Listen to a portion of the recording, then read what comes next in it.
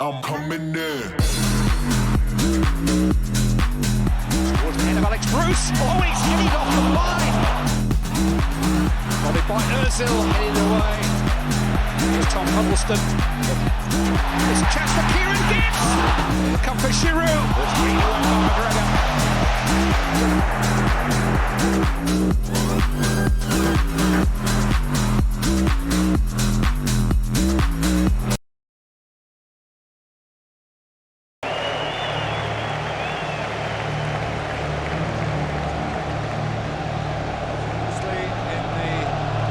design that we know so well.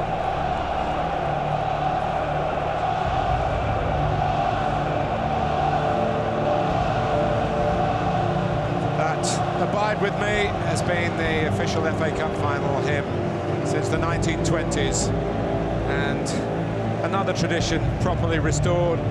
The big day is now in its standalone position again after the regular season is completed, unlike in the last 3 or 4 years. And Jim Beglin alongside me. Jim, you know what it's like to be down in the dressing room there as a player. You've won the FA Cup. What does it take? What are they thinking now? Well, everybody will be, they'll have received their final instruction now, so it's very much just trying to concentrate on the discipline involved now and the job they have to do. Obviously, there are many butterflies about. There's a tension, but you're just desperate for the game to get going and for the ceremonies to be over with as quickly as possible. You just want to get into it, get your first touch right, and you're off and running. It is the 133rd FA Cup final, the 8th at the new Wembley. The first Wembley, for let's Hull get City. ready for FA! Arsenal's 18th, equaling the all-time record in the competition. Previously, the prerogative of Manchester United.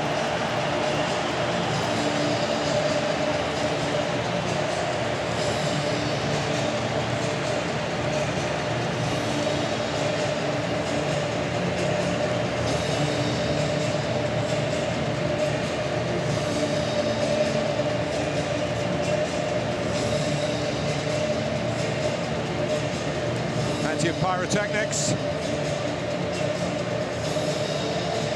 Arsenal fans, young and old,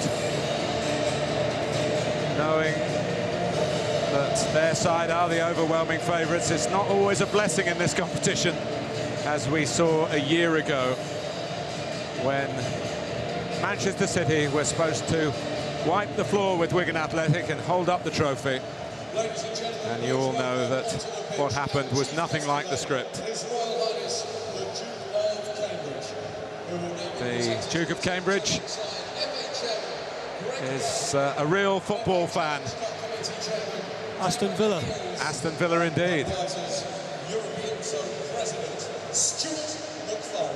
I've grown up with the thoughts that sometimes the royal family haven't been too keen to grace this wonderful occasion with their presence, but they've got somebody now say yes every time he's asked. Arsenal royalty in the shape of Arsene Wenger shaking the hands of the chairman of the Football Association, Greg Dyke, who's been very much in the news recently. Curtis Davies doing the honours for Hull City.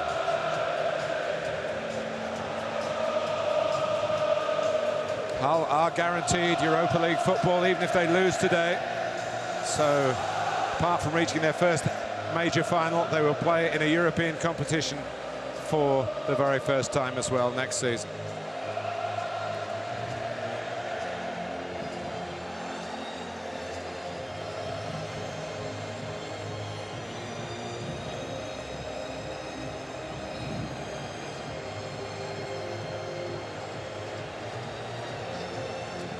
Well, the formalities very nearly over, but the stadium will soon rise for the national anthem.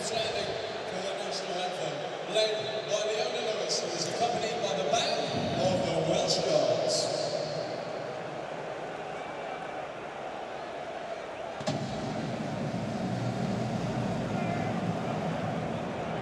Save our gracious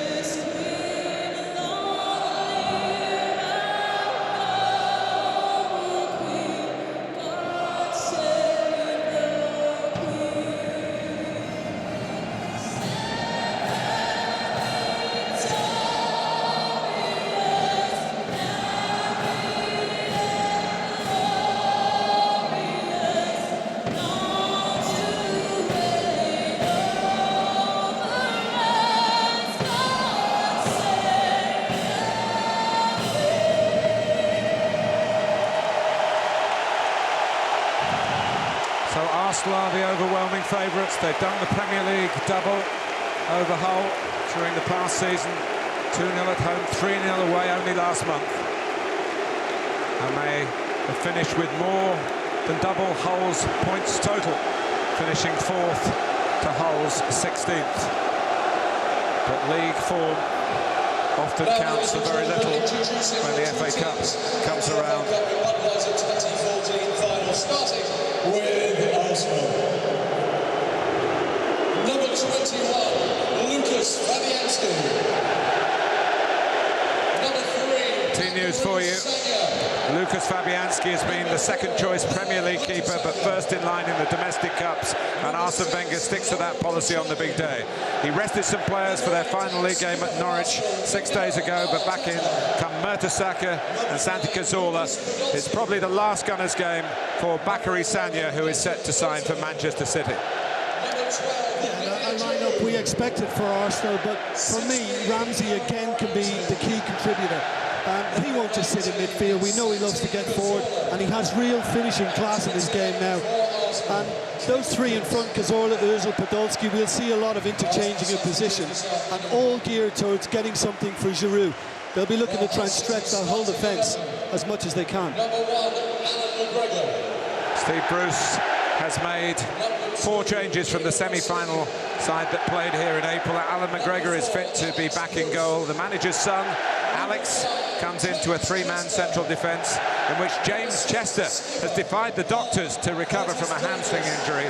And Stephen Quinn and Matty Fryatt both scoring substitutes in that semi-final win against Sheffield United. They have earned the chance to start. Yeah, having tried 4-4-2 when the teams met last month at the KC Stadium, Steve Bruce has kind of reverted to the 3 at the back, which they're familiar with. Elmohamady and Rosenior in the wing-back positions will be expected to tuck in, make it a back 5 at times, and indeed drive the likes of Cazorla and Podolski to do what they don't want to do and chase back. And I think they'll be looking to get Huddlestone and Livermore very much on the ball in midfield, and Myler we expect to be the one to support Fryatt. For Alex Bruce, well, Nigel Clough played under Brian Clough, his father, in the final of 1991. And of course it was Nigel Clough, the manager, that Hull beat here in the semi-final in that win over Sheffield United. A thrilling game. Arsenal's semi wasn't so thrilling. They had to go to penalties against the holders Wigan. Steve Bruce has played in this competition with distinction. He has a couple of winners' medals, but he's also got memories of being told at the old Wembley in 1996 that he wasn't just playing, he wasn't going to play in the final against Liverpool, he wasn't even going to be on the bench, and that really his Manchester United career was over that day. They did lift up the trophy without him. I think, Jim, it's more about Arsene Wenger 9 years without a trophy than Arsenal, because teams that go a long time often change their managers. They've stuck with Arsene, and well, he'll want to put that barren run behind him now. Well, true, I think it is a case for Arsene Wenger. It's the final he dare not lose. The pressure really is solely on the Gunners. I think if Steve Bruce and Hull are to find a way for FA Cup success now, then they can't afford to carry anybody. Everybody has got to execute the game plan to perfection. Hull City to kick off. Lee Probert is the referee. Great day for all the officials, pinnacle in their professions. Hull have played here at the new Wembley twice and won on both occasions. A playoff final to get them in the Premier League for the first time, top division for the first time 6 years ago. And of course that seesawing semi-final against Sheffield United 5 weeks ago. We're off at Wembley. Not particularly sunny, but it's pretty warm, almost muggy.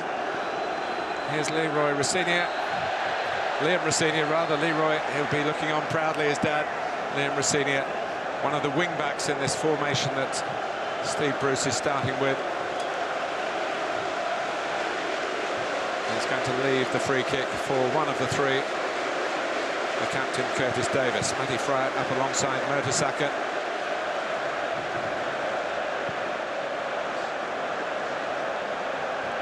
Elmohamady beaten in the air by Podolski.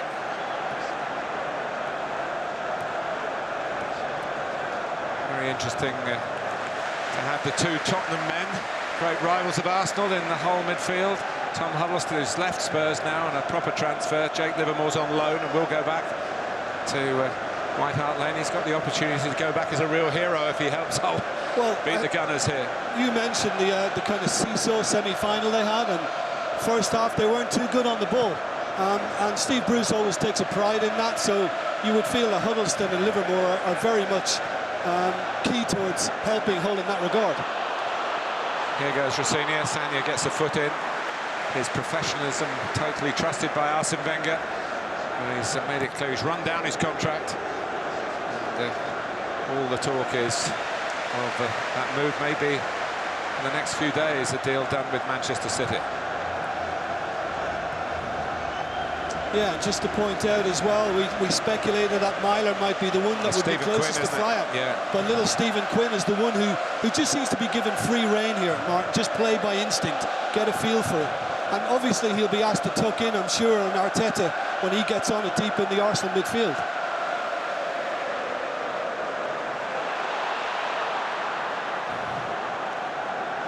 You feel the longer it goes on, and Arsenal haven't broken through, the more they will feel the heat of the situation more than the heat of the day. The pressure of being favourites. Here's the raiding Elmohamady, and it has landed on the top of the Arsenal net. Yeah, for it a was corner. deflected. Yeah, Podolski did a very good job, because Elmohamady is quite good at that. And that's a big part, I think, of the whole game plan today. Those two wing-backs have got to look to drive forward like that and make Podolski and indeed Cazorla on the other flank do what they don't normally like. All the three centre-backs are up. Myler in there as well. Fry just loitering like the fox in the box that he is inside the goal area, closest to Fabianski. It's one that's set up for Huddlestone. Oh, and it's ended up in the back of the net. James Chester got the touch. Well, it wasn't quite the route that they anticipated, but it's given Hull City, the underdogs, what could turn out to be a famous first goal.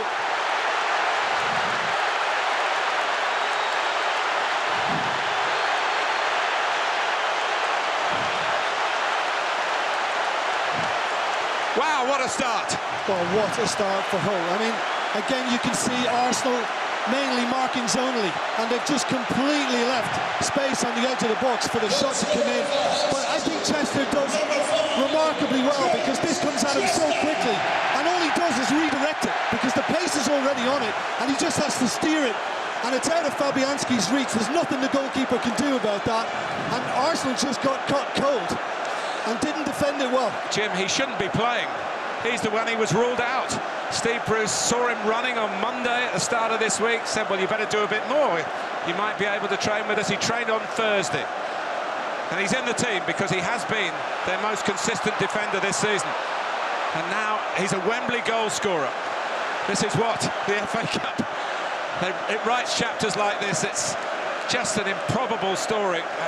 And it might not be an impossible dream for Hull City. Well, let's see how it develops from here. But yeah, Ben Watson was the hero last season. Late. And maybe, yeah, late. maybe it will be Chester today.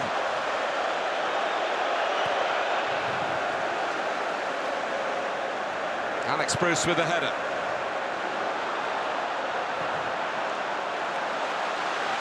Well, there's no doubt that Huddlestone's going for goal with the shot, but that's what happens if you fire it into the danger area. It can go in off anybody, really, and it went in off a teammate this time, steered in by Chester. Sagna's cross scooped up by Allan McGregor.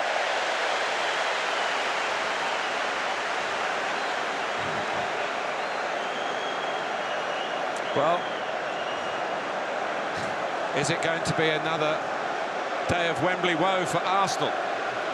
Very similar to 3 years ago in the League Cup, where they were strong favourites just as today to beat Birmingham City. Arsene Wenger's side crumbled on the day, only went home with losers' medals.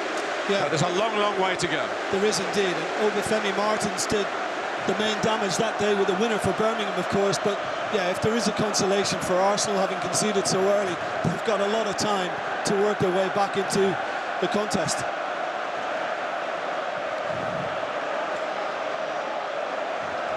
You look at all the great cup upsets of the last 30 or 40 years, they have usually been 1-0. Well, it's a long time for Hull to make this a 1-0 triumph. Wimbledon against Liverpool, of course, Wigan last season. Sunderland against the star-studded Leeds United in 1973. Southampton against Manchester United in '76. I don't think he can quite believe it, James Chester. But I love to see imagination like this because it was beautifully worked. And you know, when a team does mark zonally, play around them. Just play away from where all the positioning is. And Tom Huddlestone was able to get his effort away because of that. And Chester immaculately followed it up. It was beautifully guided. Is it all going wrong for Arsene Wenger again? A shake of the head, I'm sure, will be followed by more positive thoughts than that. Well, we were speaking beforehand, Martin, and in a lot of the big fixtures away from the Emirates this season, quite a few of Arsenal players didn't turn up. And they got well beaten in quite a few of those. Now, this is a huge test of character, having conceded so early. Arsene Wenger will want to see how much spirit there really is in this side now.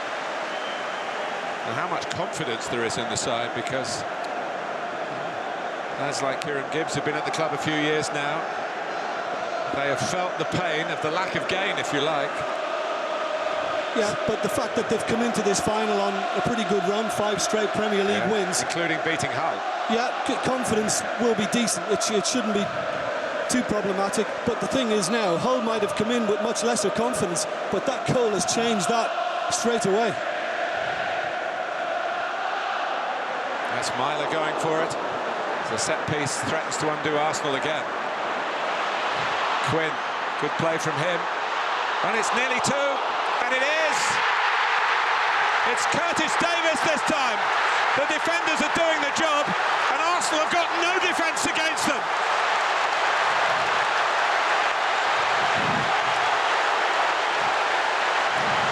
This is the FA Cup, you better believe it. Goal scorer for Hull City, number 6. Arsenal have been flat-footed and asleep at the back. Myler almost beat Sagna, but doesn't Quinn do extremely well to get it back in? Fabianski does very well too to deal with Bruce's effort, and it just falls perfectly. The first one reacting is the skipper, Curtis Davies. It took a little deflection, the header as well, and cut the upright. It wasn't Fabianski, but he can do nothing about the follow-up again because Davies is just perfectly positioned, and this is just a nightmare start. It brings back memories of Stamford Bridge and Anfield this season.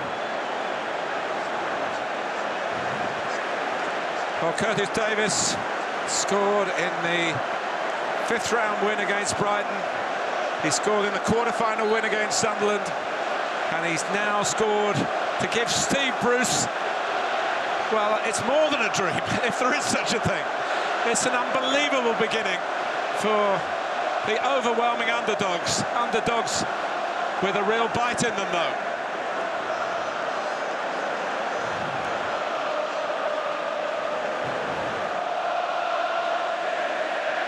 Arteta.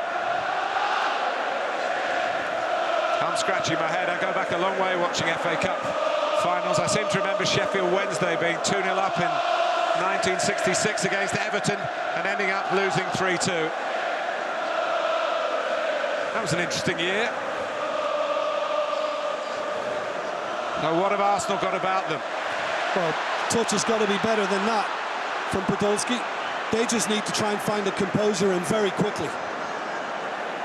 Sagna, James Chester and Curtis Davies have put themselves on the roll of honour of scorers in an FA Cup final.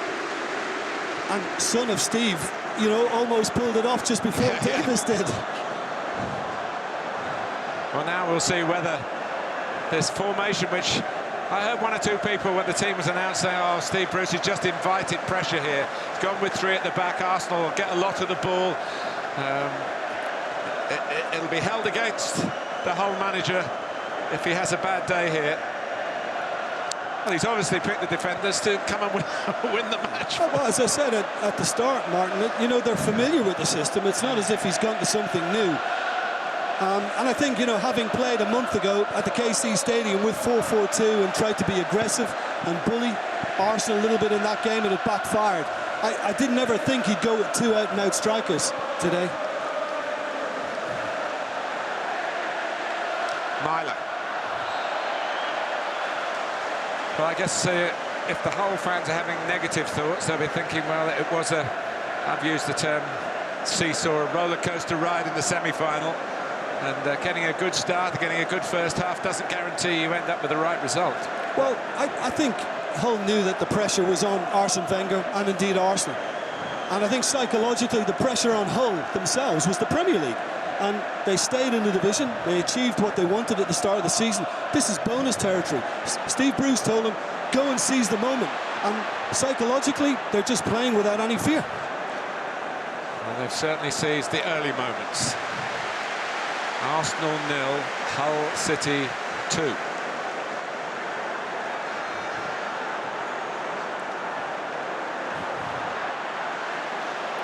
That'll be a corner, won't it? It is.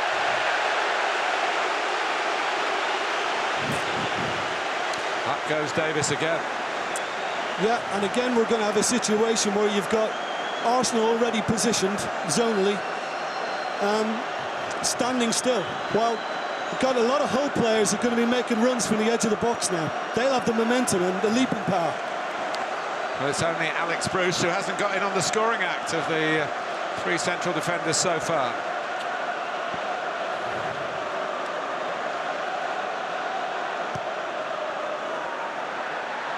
And he nearly did. He very nearly did.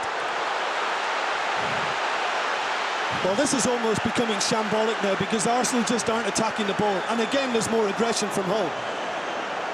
And Kieran Gibbs was well positioned and he dealt with it. That's what he's there for, but Arsenal have got to start competing aerially. It's too easy for Hull City. More pressure on. And again, Arsenal do not win it. But how important will be that save on the line from Kieran Gibbs to stop Alex Bruce making it 3-0 in 13 minutes.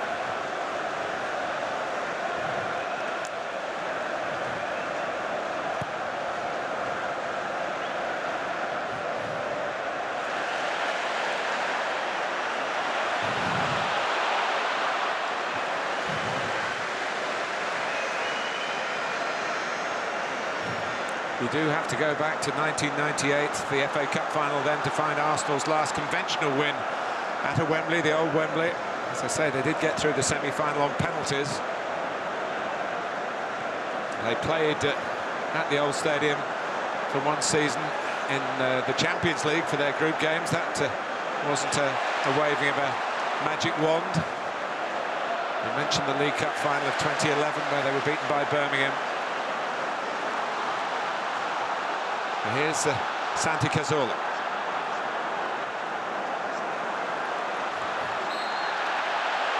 Free kick. Fouled by Elmohamady.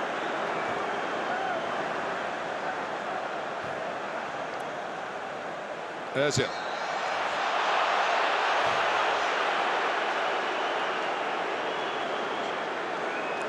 Now Ramsey is back in fitness and in form. Sagna. Yeah, and I think we should never underestimate as well how good a finisher he's become. I mean, his goal last week at Norwich just kind of sums that up. Now he's very, very composed when he gets in and around opposition boxes. He scored some spectacular goals this season. Well, they're going to need any sort of goals now, Arsenal, from anybody in a red and white shirt. Arteta. Well, and as you'd expect, Martin, Arsenal trying to reply now, but you know, Hull are pumped and full of energy levels and everybody attacking the ball, and there's good discipline from them, but that time it was deemed to be a foul from Alex Bruce, just a little too rash in trying to pinch it from Santi Cazorla, and he does catch him from behind. In only a couple of the last 14 FA Cup finals, at the old Wembley and here have both teams scored. But here's a chance for Arsenal to make both teams scoring in not much more in the opening quarter of an hour.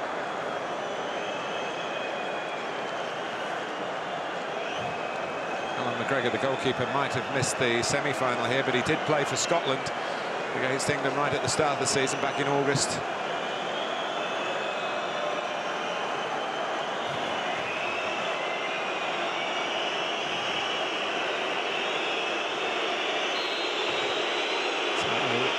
It is the little Spaniard, Santi Cazorla! Arsenal 1, Hull 2. A classic free kick. And we're heading for a classic FA Cup final. Nothing McGregor could do about it. Well, I wonder with the goalkeeper, because he set his wall up to guard the right post, and essentially he's got to look after the other side. Now, he's on that side and he should be dealing with it. The problem for him, and you see it so often, Martin, is he takes a step to his right. But even having done that, I still think he should have got a little bit more on this and helped it on its way. It's a poor lead from him, and even though it is a good free kick and well placed from Cazorla, I think Allan McGregor has helped his cause.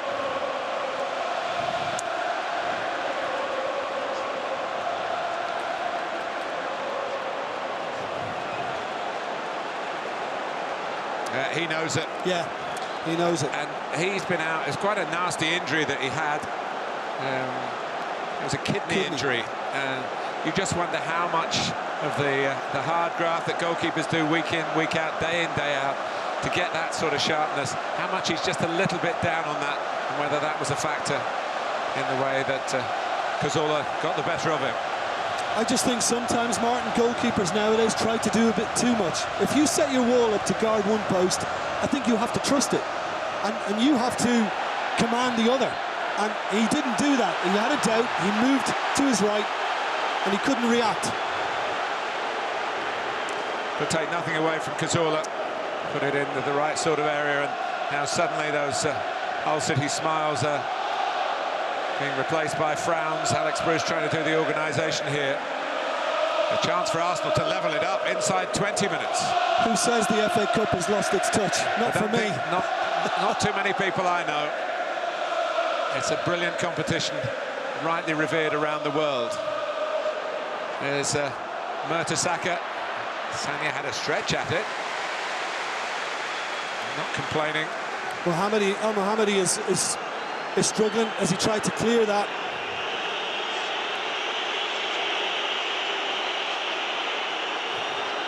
The referee has stopped it, which he is entitled to do. But still, no one has ever quite sorted this out. It should be the referee's call. Some players believe in playing some etiquette regulations. Yeah. It's margins, fine margins, but as you say, Jim, from McGregor's point of view, he got the margins wrong. Yeah, he knew it as well. We could see it from his reaction. He was angry with himself. He didn't trust the fact that the wall would do that part of the job. And I think even though he readjusted, his leaping, he didn't get any power in his jump, and that was the problem. And I think he was irritated with himself for that. But listen, Cazorla hit it nice and true, and it did the trick. The concern is for Ahmed Elmohamady. To be fair, Steve Bruce was telling me about an hour before kickoff, as Arsene Wenger wonders whether Hull are going to have to make a change. But Steve Bruce was saying, I've got too many fit players. It's been a tough week. I've had to leave some out. Yeah, and that's the problem for Elmohamady. He just kicks up into Bacary Santi, who's just trying to keep it alive. And it seems to be that right foot that's the problem.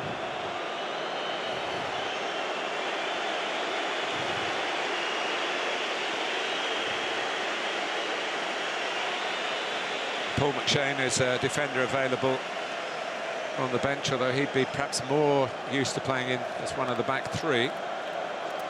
And Mina Figueroa, you have to feel for him. He was with Wigan last season, got injured between the semi-final and the final.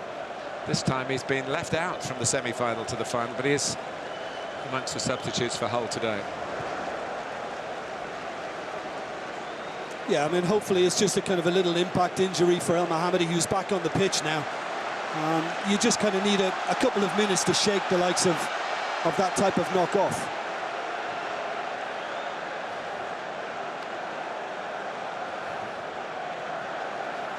We've already equalled the most goals in a final at the new Wembley. A couple of 2-1 Chelsea wins. I think another important thing for Hull City now, and we saw it in the build-up for the free kick to get Arsenal back into this game, is they were just beginning to drop a little too deep, and the message seems to have come out to try and press it a bit higher, squeeze it a little more. It's a lovely ball by Giroud to Podolski. Ozil's there, he got in front of his man too. It was a chance. Cazorla, the force is with Arsenal at the moment. The lead is with Hull City, but it's been halved. Myler.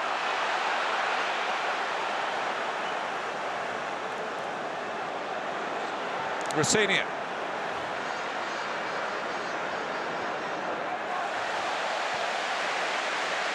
Yeah, Mertesacker got the decision. It just came back off the Irishman.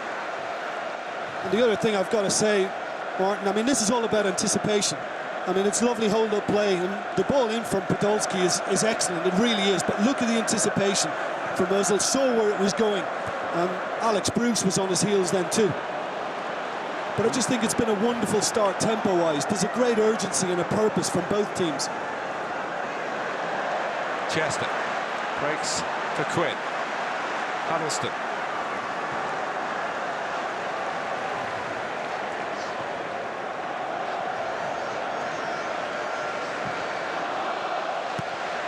Rosenior.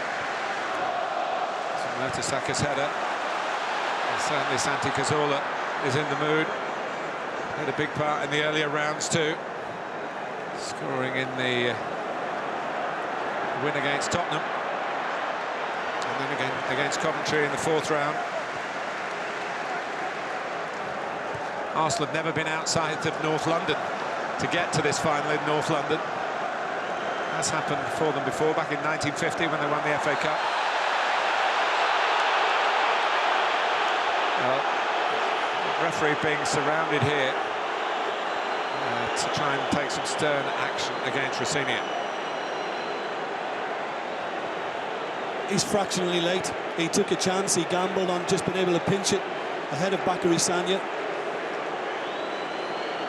It's difficult for the referees in the cup finals. You've seen it down the years. They want to give everybody a chance. There have been very few dismissals on this prestigious occasion. Yeah, I mean, the leading leg does the damage, but watch the leading leg here. It plants itself on the ground, and it's his trailing knee which comes into the back of Sagna, so it's not the most severe tackle you've ever seen. And it's not the most severe punishment that you've ever seen. True. Of course, there was a sending off a year ago. Pablo Zabaleta. As Wigan overturned the odds in a similar fashion to the way Hull City are trying to do it today.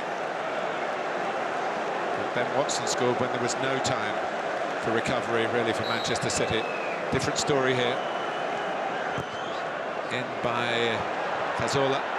Ozil. That might have been going wide, but no taking of a chance there by Curtis Davies.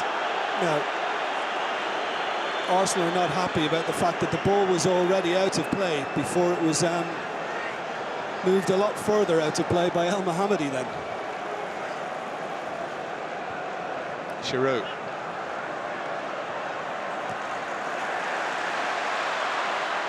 All trying to play on the break.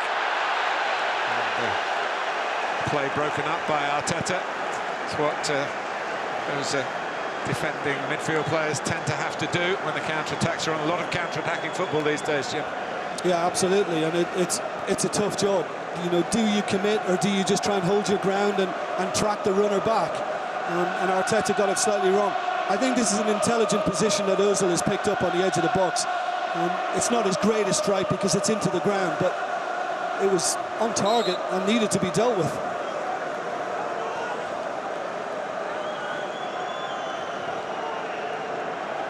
But they bit by bit, are working their way back into the FA Cup final. Arsenal.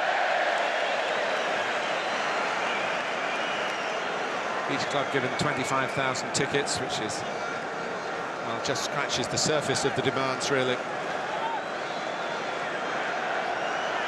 A lot of the football family, as the Football Association call members of their clubs from not just the top divisions, but all the way down into the non-league scene, are rewarded for their involvement in football by having the chance to buy tickets. But it does look to me as though quite a few gone into areas that would be neutral, wearing either red and white or black and amber. Davies, Livermore, Davies. New Probert getting in the way, and it allows Cazorla to step in. Here's Podolski. Well, there was a diagonal on, then it wasn't spotted that Ramsey wanted. Kieran Gibbs will have to sprint back here. Preferred to Nacho Monreal. It's been quite a battle of the left-backs for Arsenal this season. Yeah, a little frustration from Jake Livermore then, who broke the play up in midfield and made a good burst forward. Just went a little too far with a foul on Kieran Gibbs. Sagna. Cazorla let it run, and Ramsey loves to get into these areas. Giroud is trying to steer it using the defender as a screen. That's Podolski, and well, we'll never know where it might have ended up. Deflected for a corner. Well, I don't know whether Giroud got a shout or not, but there was always the chance to just play it to his left with Cazorla coming in. He just went for the quick shot, and we know Podolski can unleash great power with that left foot. And all of a sudden, Hull are just kind of trying to get anything behind an Arsenal attack. It's more the sort of game we expected at the moment territorially, isn't it? But of course, Arsenal having to repair serious damage. Headed away by Alex Bruce well.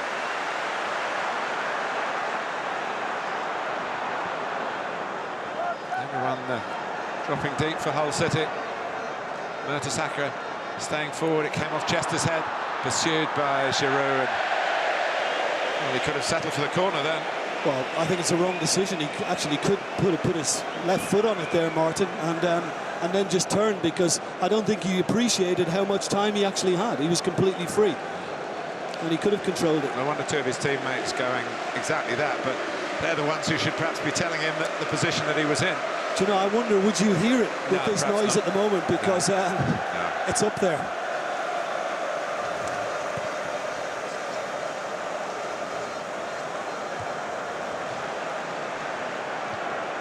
Oh, and there's Giroud jumping in powerfully, and also landing, catching Davies around the thigh. It's a bruised thigh muscle there. Dreaded dead leg. It might be a problem for later on. Yeah, I just wonder, was it the landing more than the contact? It didn't seem that strong. Well, what a fantastic first, not quite half an hour, 30 seconds or so away from it, but you get my drift. Absolutely definitive FA Cup football. Enthralling. Sagna. Ramsey has played in an FA Cup final before. He came on for his first club, Cardiff City, 6 years ago. Now again, there are Arsenal appeals for maybe a yellow card to be shown by Lee Probert, but again the referee says no. And there has been a real leniency about him in just trying to let the game quicken as much as he can and not hold it up too much.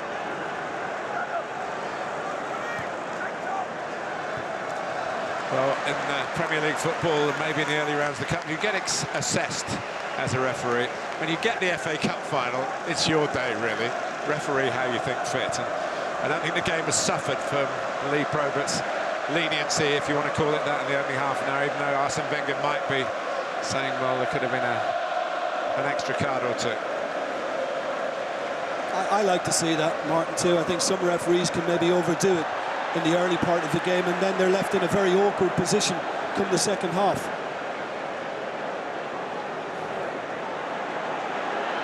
Mertesacker allowed to travel forward and go on into the box.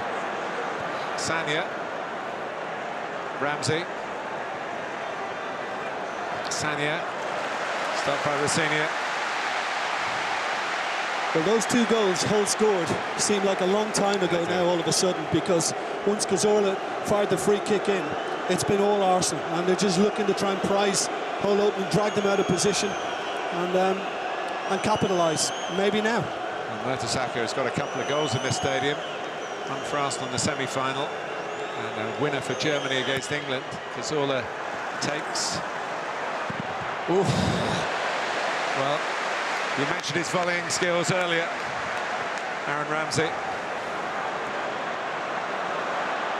That's about 3 or 4 times now the Hull City have managed to get bodies in the way of Arsenal efforts from around the box. Something that Arsenal conspicuously failed to do in the first 10 minutes of the match at their end. Absolutely. It was a horror show. Nobody was taking command at the back. Arteta. Giroud trying to get away. Knocked up by that spare man, Bruce. How difficult is it for your dad to pick you for an FA Cup final? Not always a regular, is he, Alex Bruce, in the Premier League team? When they go to 3 at the back, quite often he is the extra man, as has been the case today. Yeah. Well, I think overall, I think he's done pretty well, and he's certainly been effective in the opposition's box so far. But he has given the free kick away that's got Arsenal back into this. Ramsey, Sagna.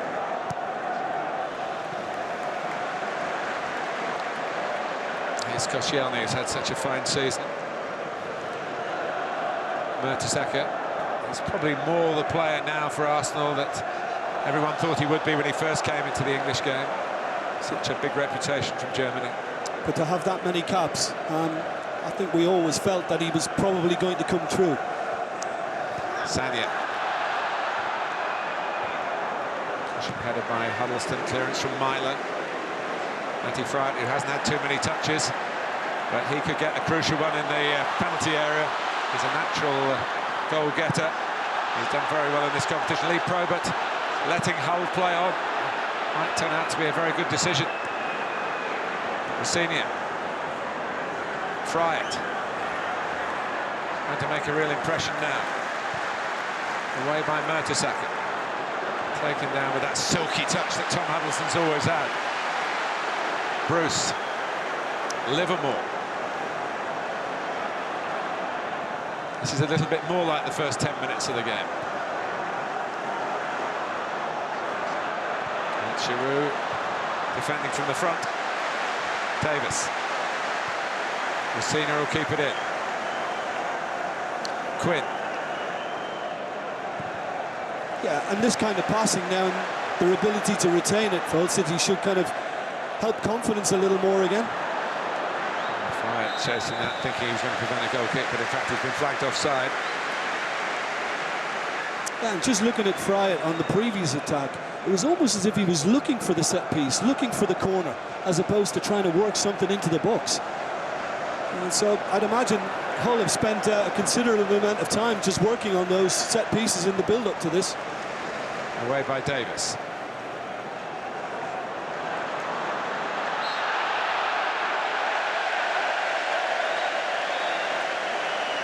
Hull's free kick.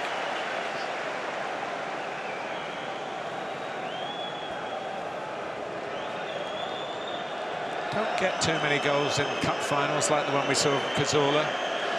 Remember Stuart Pearce, the final that we've been mentioned because Nigel Clough played for Brian Clough, and they didn't win that, did they? Yeah, I remember Gaza in a semi-final at Wembley.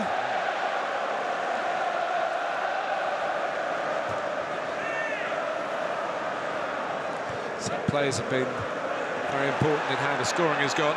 Here's Mikel. Gibbs getting a header in. Oh, there aren't many players about who can do that, but Tom Huddlestone is certainly one of them. Agreed. He plays the game at his own pace at times, but boy, has he got ability, and great technical ability at that. But as is always the case with a bouncing ball, just as you strike it, it's always likely to rise. Mertesacker. Arsenal trying to rise from the ashes of being 2 early goals down.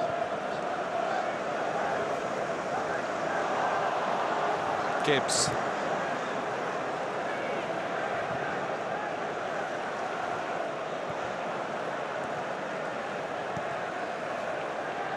Ozil can't get away. Quinn, nicely done.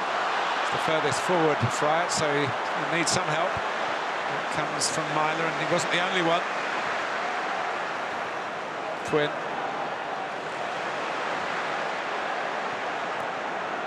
Myler played a little bit into trouble. Arteta knows a thing or two about winning challenges in that sort of area. And Giroud was waiting and he had no time. And reminiscent of what his father did once upon a time when he played. No nonsense. Alex Bruce. Giroud waited, he didn't.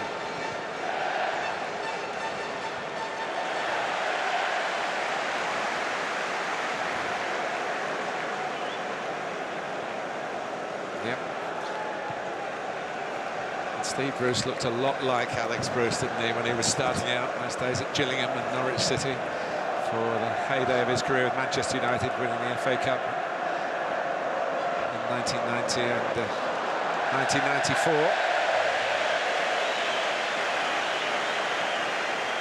Yeah, and it's the one thing that probably helps the whole defence today against Arsenal, in that we know Walcott has been a long-term injury, but Oxlade-Chamberlain not involved today. No, and, but for England fans around the world worrying about his place in the squad, from what I understand, he is going to be okay. It's going to give him a couple more weeks, you know. But the word I was going to go on to mention was pace, or lack of it as it is now in the Arsenal side. I mean, Hull won't be overly worried that anybody is going to be able to outrun them in behind.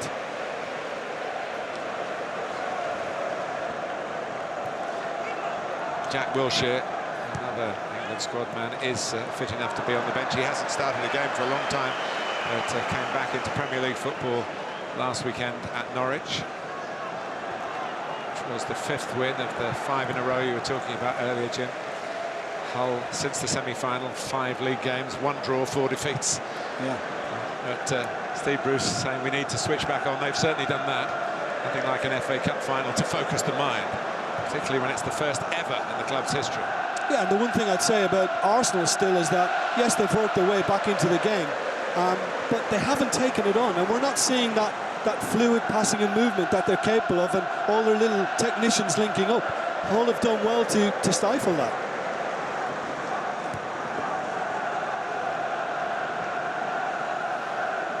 I think part of the reason is they know they have to defend as a team. We've seen Giroud hunting down from the front. And Hull having a decent amount of the ball. The shape is not making his... about Arsene Wenger, he tends not to change his tactics too much, whatever the opposition do, believing in his own players, his own method, plan A, if you like.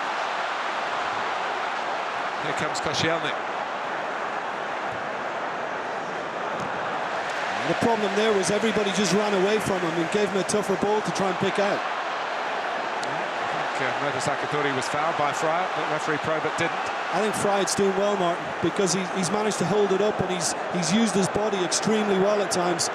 Good strength. It's amazing, he hasn't started a Premier League game all season. Here he is in the FA Cup. That's partly down to Nikita Jelavic and Shane Long. The main striker's been cup-tied. I'm a little surprised that Jake Livermore there. I thought he might have just taken Arteta on, because for a moment he got behind the Spaniard and he had a good yardage on him, and I think he kind of helped his cause in letting him back in. I think he could have driven that into the box.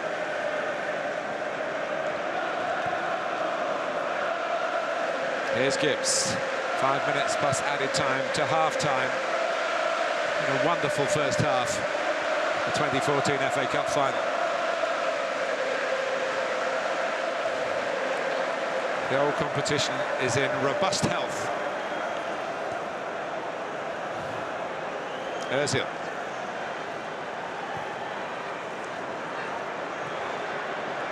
Giroud asking for handball, not getting it. Brought out by Myler.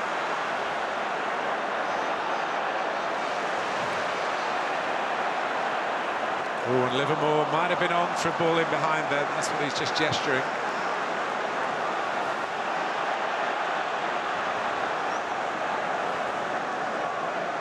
The size of Wembley, big playing area, the warmth of the day, the tension of an FA Cup final. Something the players have to deal with as each half comes to a close, and possibly, of course, the need for extra time. Yeah, and the intensity that began this game is still there. It might have slowed a little, and I think it's a very valid point you make, Martin. At a certain time in the second half, people will start sagging. Sagna deflects off Huddlestone. There's plenty of him to get in the way of a cross. Fry it, done very well again. Koscielny's very quick recovering. Very quick. Super defence, really is. Fry it looked as if he had a yard there, and Koscielny was extremely fast in recovery.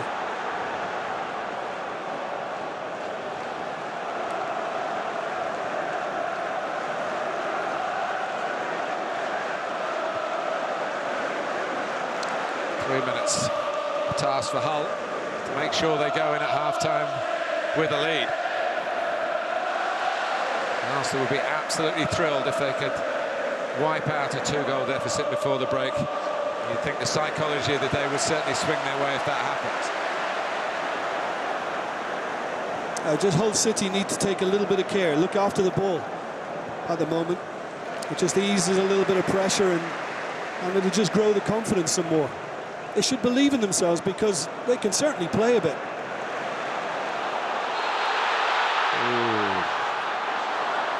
Fry penalised again.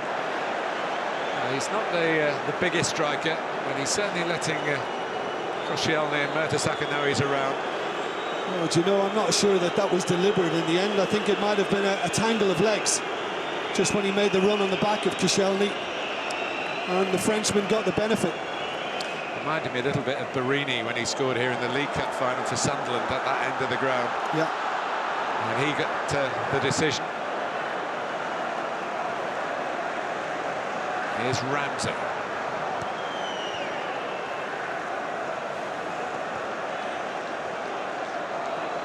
Giroud. Got by the leggy Davies. Quinn, oh, he's taking a risk here. Giroud! And Stephen Quinn can breathe again, but maybe not properly, because Gibbs is going to keep the pressure on. Headed out by Davies. Well, Stephen Quinn will be one relieved young man, because he almost put his side in big trouble. Then he just dallied on it way too long. Indecision. I wonder whether Giroud was going to wait for him to lunge in as well in his desperation to retrieve it. Got away with it. Dare I say with you about the luck of the Irish in the end?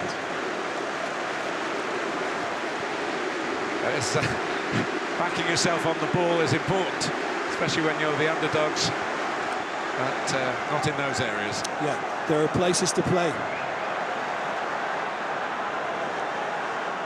We're hearing there'll be 3 added minutes. There's still time for Arsenal to level it up. Cazorla, who got them back in the picture with that free kick. Gibbs. Cazorla again. Still popping it around now with confidence, and in the sort of areas where Hull have got to be careful making their challenges. Patience didn't quite pay off that time, but again, that's more of a cameo of what we expected to see for maybe the first half right from the off. Yeah, exactly. Hull wrote a different script. Yes, defending deeply and just giving Arsenal kind of nowhere to go, but how well it started with James Chester, and how well it was followed up then, of course, with Curtis Davis, the skipper, getting involved, and then Cazorla. And for a while you were just wondering exactly where this game was going to go. It has settled a bit, but still very much in Hull's favour.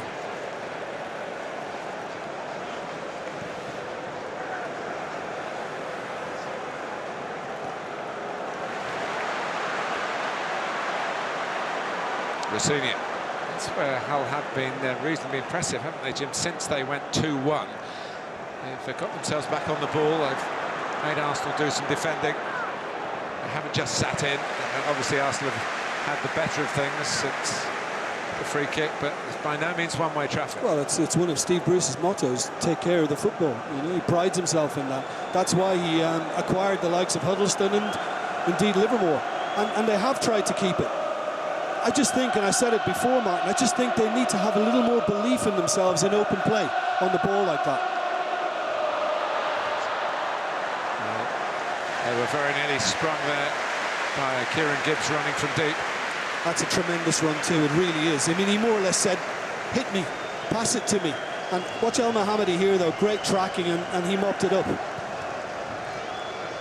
Halfway through that added 3 minutes.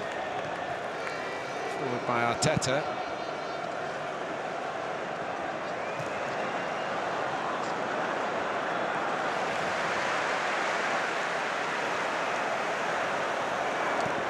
Rosenior. Good pressing again by Giroud, forced the error. Ramsey.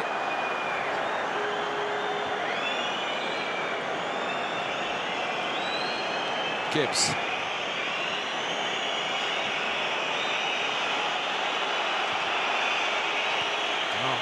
The Hull fans calling for the half-time whistle. Well, wouldn't Arsenal just love to sneak another now? Well, I think the ball was caught there, and we probed it was the other side of it to us. Saw it the same way. Allowing Elmohamady to break forward. Fabianski had too much to do apart from deal with the ball being in his net twice. And Kieran Gibbs header off the line. Stop Alex Bruce making it 3-0. So that the time might turn out to be a turning point.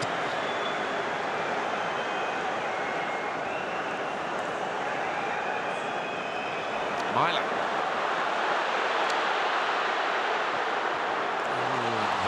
Well, the telegraphed his intentions.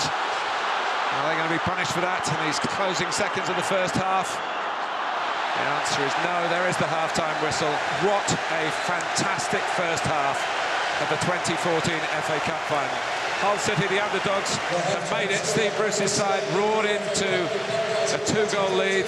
2 of his 3 centre-backs scored, Chester and Davies. And the third, Alex Bruce, nearly scored as Santi Cazorla put in a peach of a free kick from his point of view. Not so good from McGregor's point of view. It's really set up for the second period. At half-time, it is Arsenal 1, Hull City 2.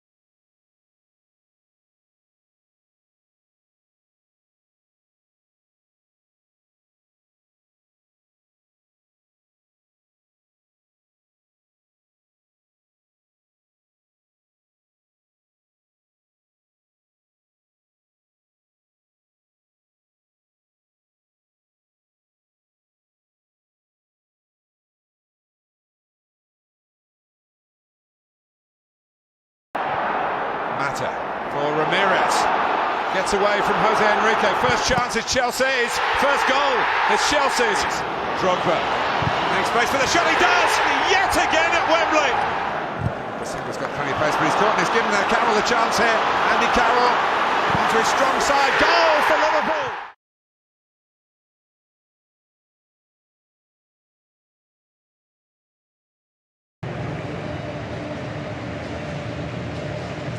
Welcome back to Wembley. The Arsenal players coming out in the same state of mind as the Hull players were at the semi-final here, Jim Beglin, 2-1 down, and of course they had a very good second half. Steve Bruce wants to make sure his opponents do not have that capacity to come back that the Tigers themselves show. He's having a word with Shawnee Aluko. Yeah, well, as you mentioned about the conditions, the intensity of the game, you know, people will tire. And it's the one thing I think Steve Bruce has on his bench that Arsene Wenger doesn't quite have, is some pace. So that may well be utilised to good effect in this second 45 minutes now. But these Arsenal players have got 45 minutes to end 9 years of drought now. It is a huge 45 minutes for the Londoners. Away they go.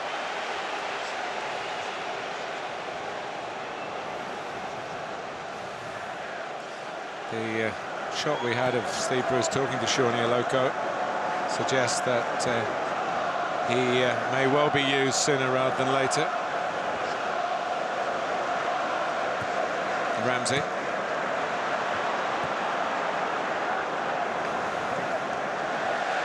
Well, we had a first half of differing phases. The blistering start from Hull City, forcing the set pieces, which Steve Bruce had prepared his team so well to capitalise on, racing into that 2-0 lead. Arsenal got a goal back and got a real lift from it, but it didn't lead to total domination for the rest of the first half, and Hull got the ball down and played again. So they're going to try and do here, but it's miscued by the head of Quinn.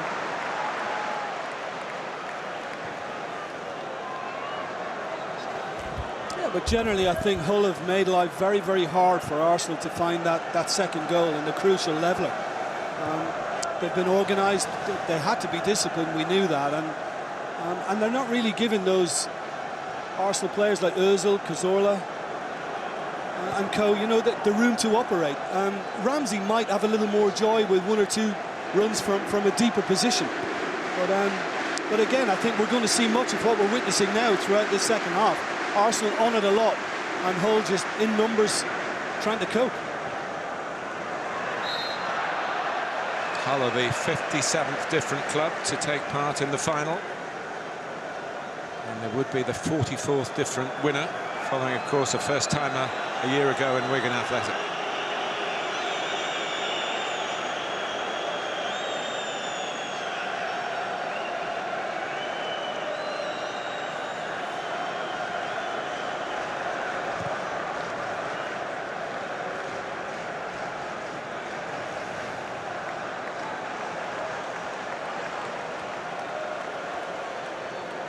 Gibbs.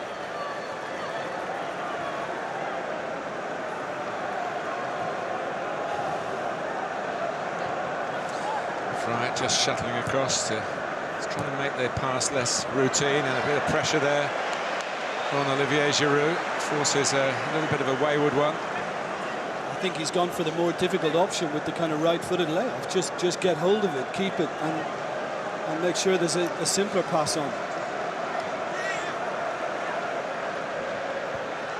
Sagna's header.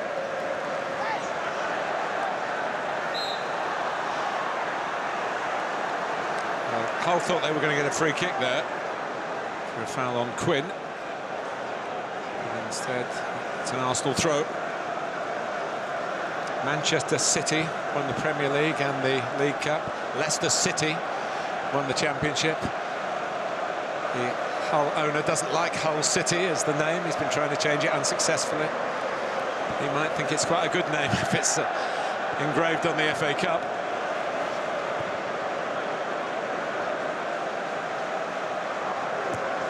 Arteta.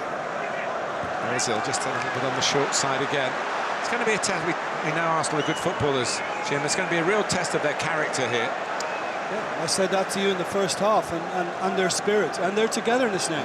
Their teamwork has to come to the fore. This isn't all about individuals being able to produce moments now. They've really got to step it up as a unit and find a way through what is looking now a very stubborn Hull City rearguard. And you can see as well, there's an emphasis from Hull just to trying to keep a higher line. They started to drop a little too deeply to help Arsenal's cause in the first half. Well, they're trying to rectify that. Ramsey.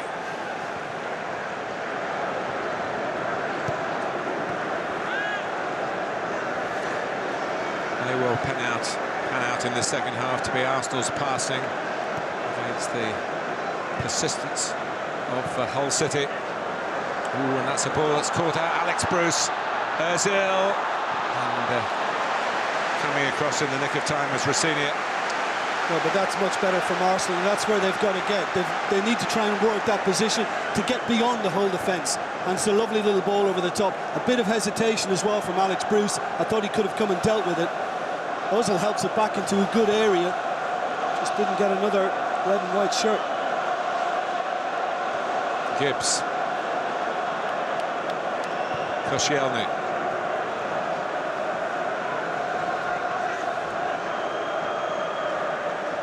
Cazorla's back heel. A flick that doesn't find its target.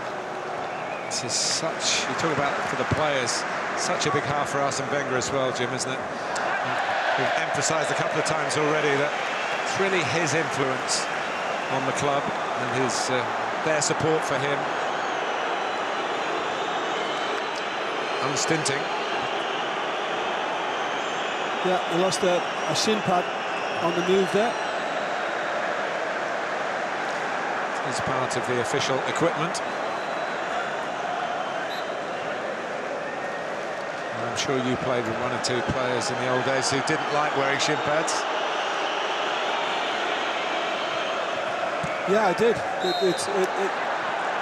It's amazing, really. Back in the days when you would get walloped, yes. And people did leave a foot in. Yeah, and you did get walloped. Well, yeah, I was on the end of one myself. I was wearing shin pads that night, but they didn't do an awful lot of good. And Arteta deemed to be just a little high on Liam Rosenior.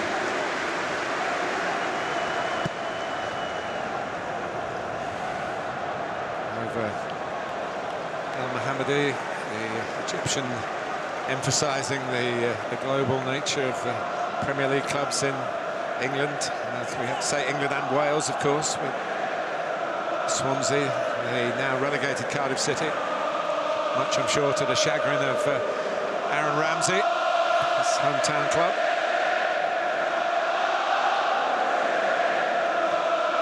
Here he is, the Welshman. Looking for Giroud, no way through. Hull hope to keep those barricades up for the remainder of this half.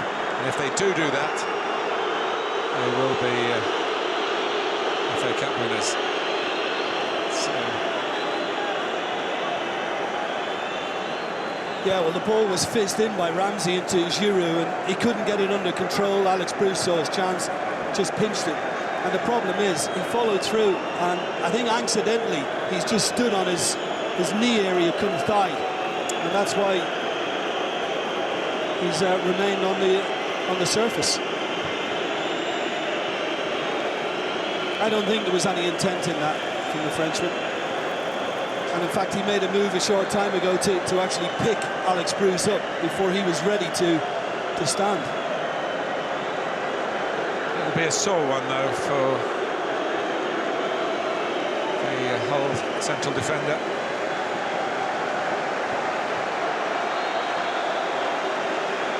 I don't think there'll be any changing of removing one of the centre-backs and going to a 4 in these circumstances. It's worked very well defensively. No, I think, Giroud has had trouble. There's a lot of wrestling matches with the three centre-backs, and he's not having any real joy. The mistake that Quinn made almost led him in to set up a goal. You know, when you look back on the first half, particularly, Martin, Arsenal haven't really created anything of great significance. I mean, one or two little half-chance moments, but that's been it. And I think the last thing Steve Bruce will want is to have to make changes defensively. I think Hull are doing fine. Friat is a real pest to Koscielny. It's good play from the main striker, Elmohamady. Quinn was caught by Arteta, I think. Huddlestone, who can hit them with either foot. Quinn's back on his feet, which suggests that it wasn't too sinister. Yeah, well, he felt that Arteta just left one on him. It didn't look too bad from that angle. And I think, again, the problem with this for Huddlestone is just he's a little on the underside of the ball, and again, it's only going to lift.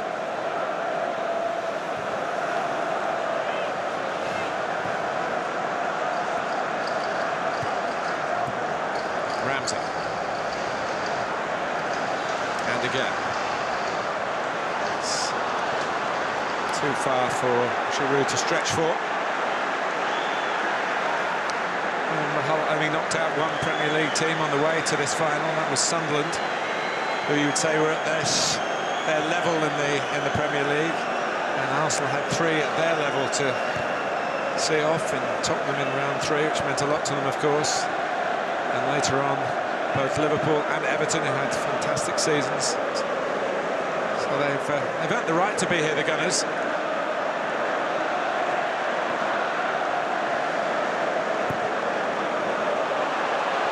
Here's Huddlestone. Backed up by Friat. It's nicely worked between the two of them. Oh, and he just maybe touched too many. Matty Friat. Yeah. And the Hull City fans are screaming for a corner, but I think you could see it from the reaction from Friat that he knew it was off him last. It's a lovely one too at Huddlestone. He just needed to be more decisive. That touch was too heavy, and it did go out off him. Ramsey. Well, that's better from Giroud. That's what he's got to do. He's got to hold it and he's got to find somebody else. Yeah, could take a lesson from Friat did just now. I think out of the two number 12s on the pitch, even though Friat maybe hasn't seen as much of it, I think he's been more efficient. Arteta. I think if there are going to be a change for Steve Bruce, that will probably be the one when Matty Friat, who doesn't start in the league, maybe has reached the point where that part of the team needs refuelling. Yeah, absolutely. I think there's a good chance of that. But he likes the FA Cup, Martin. He's got a few goals, isn't he? Certainly has got 4 of them. There's a free kick to Arsenal, just coming towards the... just past 10 minutes played in the second half. Hasn't been a troublesome start to the second half for Allan McGregor, and it's just too far out for them to go at the goalkeeper again from a free kick. Just a one-man wall on this occasion, so he should see it early enough.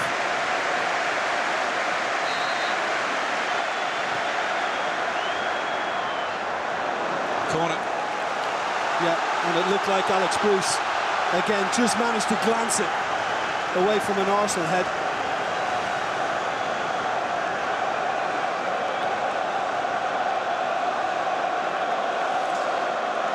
It was all about set plays at this end of the stadium, right at the start of the match. Those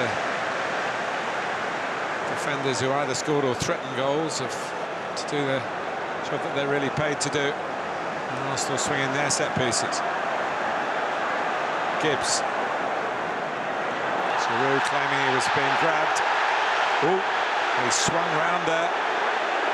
Well, Tom Huddlestone. He's played on it, Giroud, but he's certainly pulled here. Just watch as he comes around the back of Huddlestone. There you go. There's the hand, pulls him back, and I think it's a good penalty shot. And just when Friat thought there was more FA Cup goals coming his way, he stopped. Another angle on it. I think Huddlestone knew where Giroud was. Yeah, he had a little feel for him, but just watch this part of it. I mean, yeah, look, it's gentle enough, and Giroud, we know, has played on it, but it could have been one of those where a referee is convinced. The If you feel a touch, you're entitled to go down, but it's the way you go down. Yeah. That wasn't a touch that sent him down, I don't think. He just overdid it. Yeah. Referees get annoyed when they see things like that.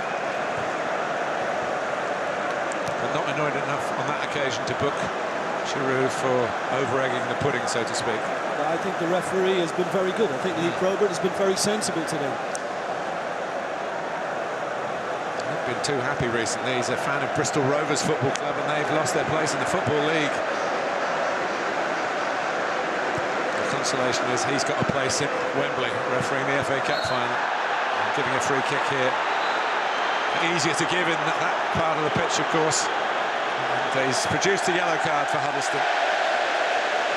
Yeah, and to be honest, Arsenal, as soon as that was given away, and Huddlestone is late on that one, on Santi Cazorla, Arsenal were encouraging the referee to issue yellow. Mesut Ozil is the man in charge of the free kick. A few seconds short of the hour mark at Wembley.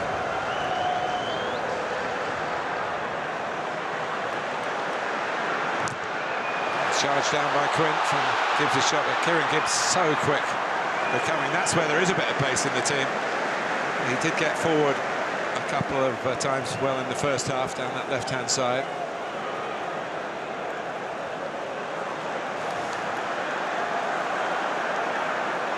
Ramsey. Gibbs is forward on the outside of him. Ramsey's not looking in that direction. Ozil. Sagna.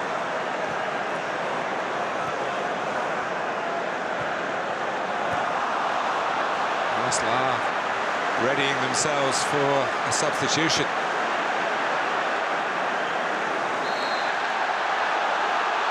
They might make it before Mertesacker's in a rush to take the free kick, understandably. Fryer, without infringing the laws of the game too much, was trying to stop that happening. It's Podolski who's going off. Well, there you are. You talk about expectations. Players who've played a lot of internationals. Here's one going off to be replaced by someone who's never played a full international, never scored a goal for Arsenal. Yeah, well, that is a big call for me. I thought maybe you could see that substitution be made maybe slightly later, but I thought he would have let the proven goal scorer on the pitch, but he's decided to go with Sanogo, and it looks very much now, Martin, as if it's going to be 4-4-2. So there is a plan B. There is a plan B. Well, I think as well with Sanogo, he's got a little more energy about him and a wee bit more pace than Giroud. So there is that chance of a run in behind the whole defence.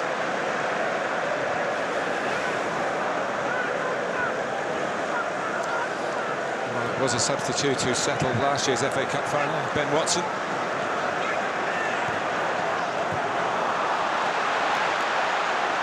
Here's Fryer, furthest forward, but in a deep position, and he's given it away. It's lovely football from Arsenal. Sanogo playing his part, and maybe well, he stayed on his feet to his credit too when he could have gone down. Here's Gibbs trying to show that acceleration, and it has gone out, but not by much. But that's the Arsenal we expected to see. That lovely little kind of... First real Arsenal move, definitive Arsenal move. Exactly, all those little flicks, one-touch stuff. And the problem was Sanogo just actually knocked it a little behind of where he intended. That was the problem, and in the end, Gibbs has just tried to take his man on and overran it. More frustration.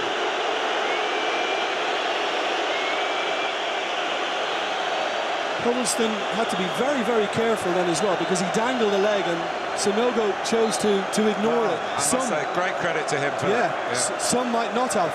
Some might say he's not seasoned enough a professional to have maximised it, but that would be very cynical. And we're not in that world, you and I, Jim. This is the romance of the FA Cup, and whatever the outcome here, we don't want it to decided by controversy. Here, here. Here's Ozil. It's a well-weighted pass. And some much-needed covering by Alex Bruce. That insurance is still there. Yeah, more conviction now about Arsenal in trying to get back in this game. Arsene Wenger, since the substitution, they've stepped it up. Short corner. Oh, and Sanogo nearly got there. Sagna's in there. Very nearly got it back across for Olivier Giroud. Another Arsenal corner. It is their best spell in the match. Well, it is, but should Yaya Sanogo have got something more on that header near post? I think so.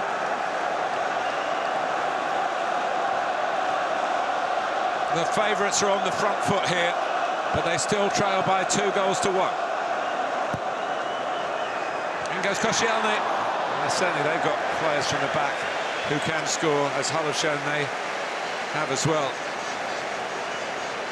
Yeah, I mean, it's a nice little dart by Koscielny, and he's away from Alex Bruce, who doesn't get to him, and unfortunately for him, he just can't stretch and get enough on it.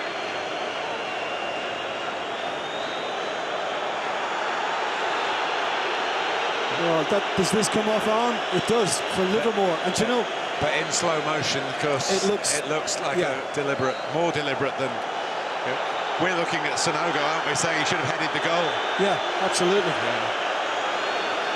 I think he had every right to think Sanogo was probably going to get more on it. Yeah. He's not expecting that, and it's not deliberate. It's always an issue, though, when an arm is raised, isn't it? There are times in a football match when you could do with no arms, really. You have to put them somewhere. And the problem, Alex Bruce here. We know Hull having dilly-dallied over that last goal kick. And it may be that Paul McShane is going to be a direct replacement for Alex Bruce, who's certainly done his job for 65 minutes. Absolutely no thought of nepotism in the selection. No. He's been a worthy selection by his dad. And as Bruce Jr. leaves the pitch, Bruce Senior's side still lead Arsenal by 2-1. And he was very close, Alex Bruce himself, to scoring the second goal and to adding a third. I think he's played with wonderful commitment, great determination in his game today, and he's attacked everything. Well, he's a decent player at this level of the game, and he's a very decent lad too. Paul McShane, who's one of those who has suddenly become fit again after a long time out. Another one, like Alex Bruce, like James Chester, with Manchester United roots.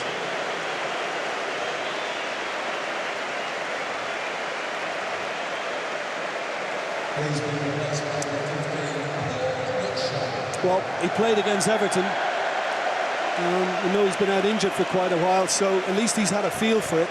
And I would imagine, yeah, it will be. Now it's going to be James Chester who's tucking in centrally, and McShane is going to operate where he did against Everton, the right side of the three.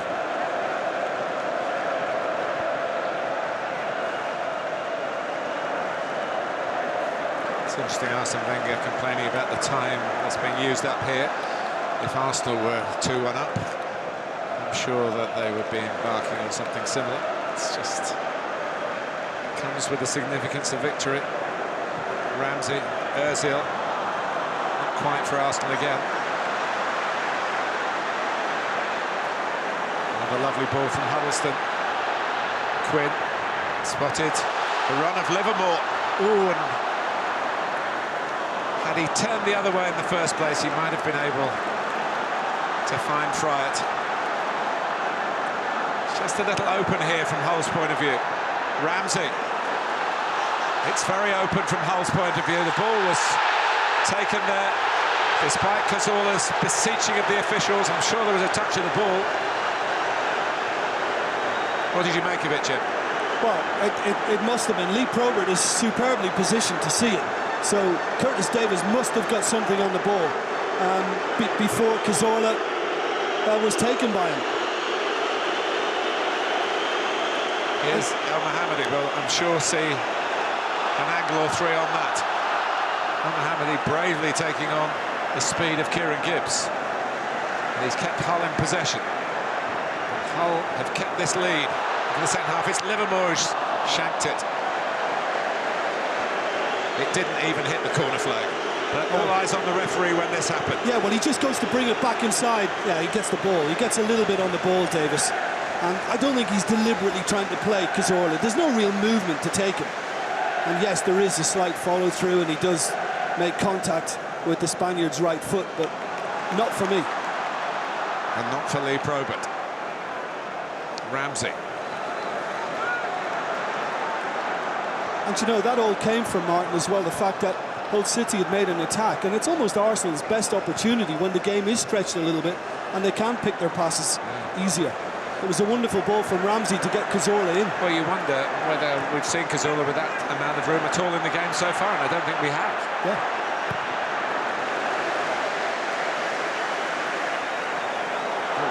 That's a partnership for you. A lucky ricochet between the two centre-backs. Myler feeling he might be in trouble here, well, he is with a yellow card. I think sometimes he's got a reputation, Myler. He's been involved in a little controversy here and there over the course of the season, and I think some of the referees feel that, you know, he's a little rash at times. Abrasive. Then I think it's a very harsh booking. I think he does very little then.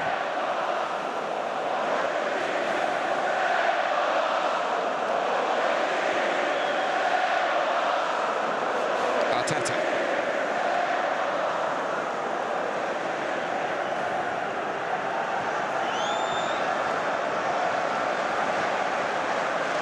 Three goals came early. You just sense we're going to get some late drama here. Yeah, well, I mean, I think at this stage, Hull have been so good, really, at defending their lead. I think Arsenal would be just delighted to be able to get to extra time. I think just even levelling it at 2-2. I think when we saw Cazorla knock that one in, you just felt there was a lot more coming from Arsenal, but it hasn't been the case. Gibbs. Giroud has turned McShane. Hull could be in trouble here. Oh, and it's the side netting from Sagna. Maybe he didn't get the last touch, and the referee's changed his mind. He's of that opinion. Yeah, well, because he's ahead of the near post, Sanogo, it's a difficult one, and he goes for the flick. It was beautiful work from Giroud. Nice turn, but I think it was deemed to have come off. The Hull City skipper lost. Cazorla's corner. And it's turned in from very close range by Laurent Koscielny. He's the one the Arsenal players jump on. It's another defender. And Arsene Wenger's team have come back from 2-0 down at Wembley.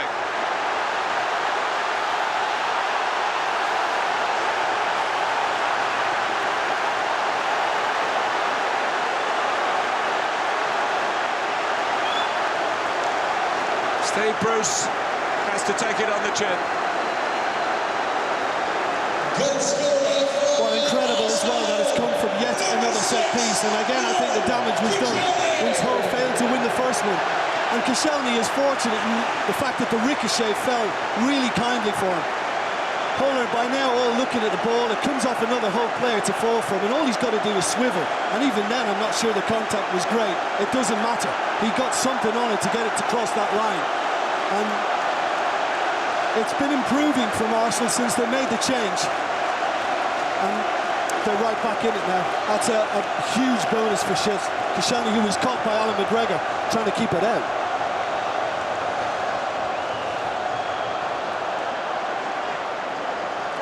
So how the Hull City going to handle it from here?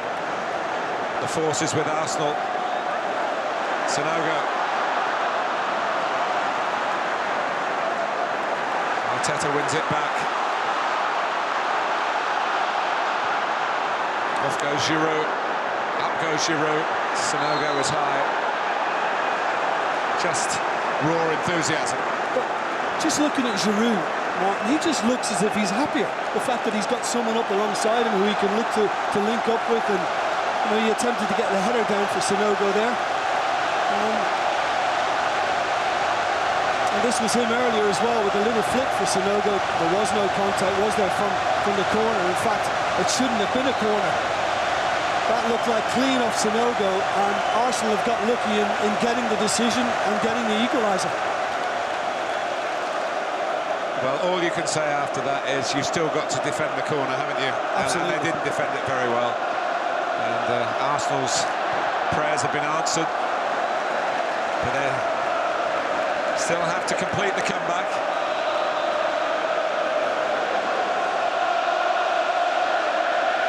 Here comes Rosenior.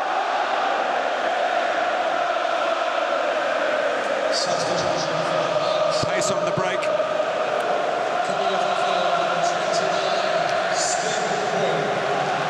Going to replace Stephen Quinn.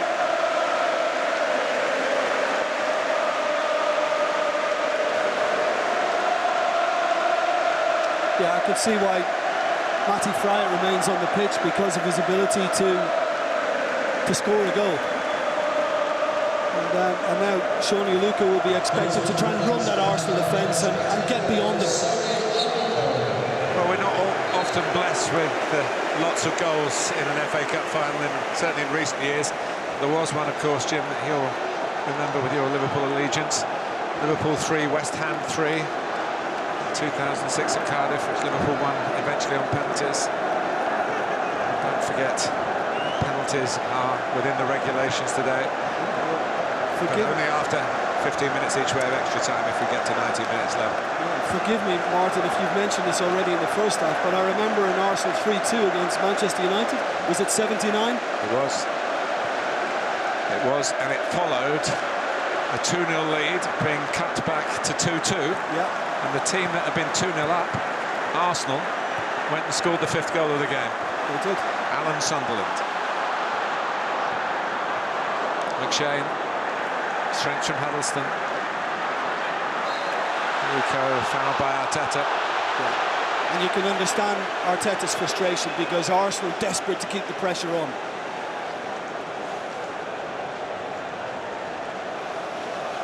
Well, he's feeling a fair bit better about life. They trailed for much of the game. I'm just trying to remember the last time I've seen Arsenal play with a 4-4-2 formation. It's something he had to do, and needs must. Needs must, and it's helped. It's helped a lot. Headed on by Elmohamady. Hunted down by Fright again, who's still got some energy.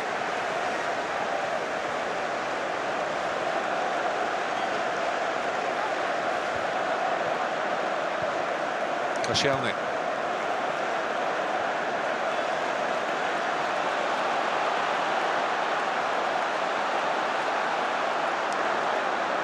Well, 3 of the 4 goals have come from defenders, either directly from set plays, on second balls from set plays, and a free kick. For all the talk about passing the ball around, those elements of the game are so vital. Well, I know some managers take great pride in what they do from dead ball situations and spend an awful lot of time on it. And is it something like 40% of all goals? Maybe more now. Yeah, possibly. So the problem is, I don't know whether it was like in your day, Jim, but the players hate doing the rehearsals in the week. There's a lot of standing around. Well, we did hardly any of it in my Liverpool days, but when I went to Leeds and Howard Wilkinson, we did rather a lot, Martin, so I know exactly what you're on about there. Sanogo. Yes, I think Howard used to do it on the morning of the game. There's a mistake here. And Giroud. Arsenal arriving in droves. Oh, I cannot believe that Ozil hasn't hit that. Instead, he's looked for another pass when he could just swivel on it and try and fire it go.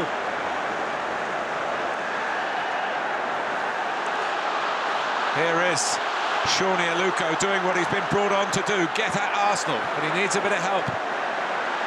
And he had it from either side, actually better on the left. Substitutes done very well. Rosenior are looking to find a second wind and a 3rd goal at Wembley.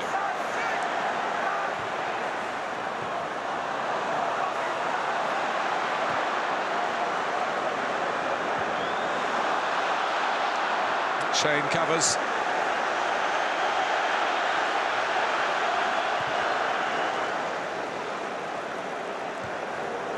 Sagna's header.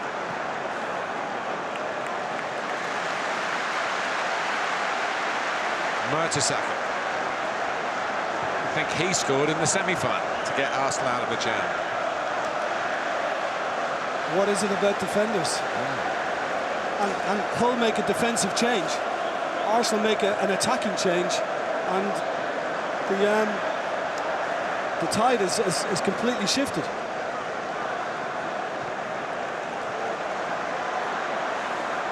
Ramsey.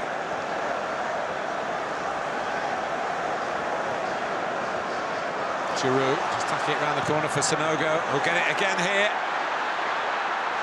Oh, and it's Kieran Gibbs! What a chance. Put your hands on the FA Cup, son, if that goes in. Spot on. I cannot believe he's missed it. Sanogo, I think, does wonderfully well. Maybe a little fortunate in the fact that it finds its way to the far post. But Kieran Gibbs knew as soon as he set this up, on a strong left foot as well, that this could be his moment, and I cannot believe he's got under it to that extent. What a miss. Another defender. Another defender. Of course, the best of it in recent times, best in recent times, Steve Bruce himself. I think nearly got 20 goals, got 19 goals one season for Manchester United. Listen, I've been in that position myself, and when I wasn't used to it... Oh, you're going to speak up for the left-backs here. Sometimes you can get a little rush of blood. Here's Aaron Ramsey with a lot of room. He wants to get it onto his right foot for a pass. Challenge here, again, referee Probert not of a mind to give the FA Cup final a penalty. And give Arsenal a penalty. And here's a Lukasz. Good work again by Koscielny. See, they can be very, very tricky decisions for a referee as well, and to his credit, Lee Probert, if he's had any doubt at all today, he's just dismissed. And again, he felt Cazorla went to ground way too easily, and he just wasn't having any part of it. That's such a gripping conclusion to this season's FA Cup, containing all the elements that the competition has been highlighted for. It's the first final in 1872.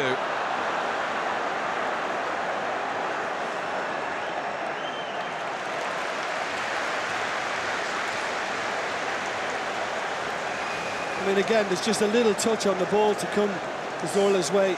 He's felt a brush from Myler, that's all it was. And again, I think Lee Probert's got it correct. You know, for me, it's not a real attempt to bowl him over. Maybe third time lucky for the Spaniard. He gets into those positions again. That's twice he's been, if you like, thwarted by the decision. But I think when the dust settles, and particularly if Arsenal do win this final, he might look back on it and think, well, worth the shout, but well played the referee. Yeah.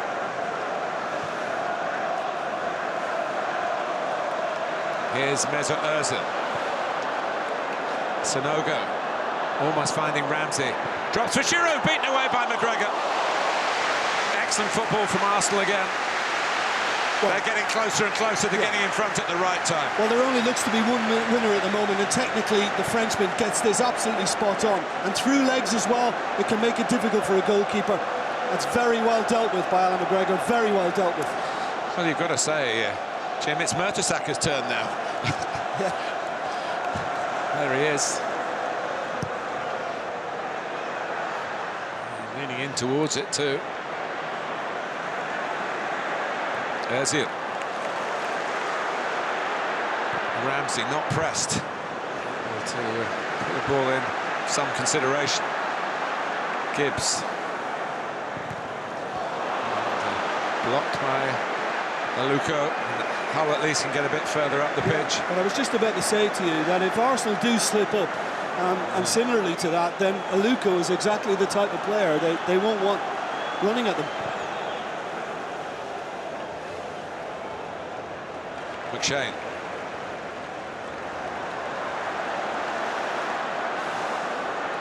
Ozil. Ramsey. And it's McGregor's. Well, of course, they can lose the match and all the disappointment that goes with it, but they've gained so much, whatever happens, Steve Bruce and Hull City, from the performance. And they've come here and taken Arsenal on head-to-head. And given the favourites all sorts of problems, and they're still in with a big shout. Yeah, and really the last kind of 10-15 minutes, I mean, Arsenal have looked very dominant, but prior to that, it wasn't the case. It was very evenly matched, and Hull gave pretty much as good as they got. Davies, Rosenior, Lukasz, Rosenior again.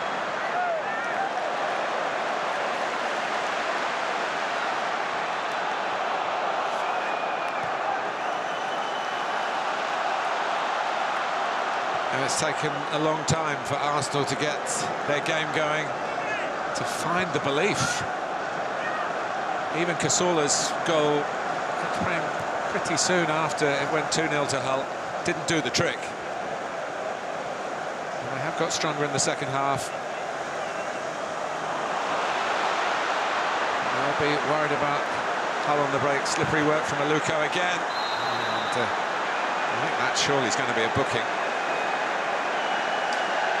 Giroud recognised that Lukasz was with a chance of playing a very probing ball down that side to Rosenior's run.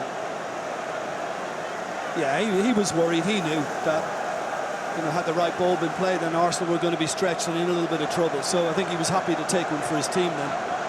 Yeah, not having that as a forwards challenge and an excuse, which they sometimes trot out. Tense, very tense here indeed. 5 minutes or so to go.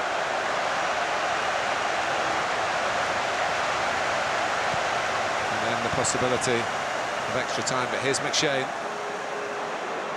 Elmohamady putting it back in.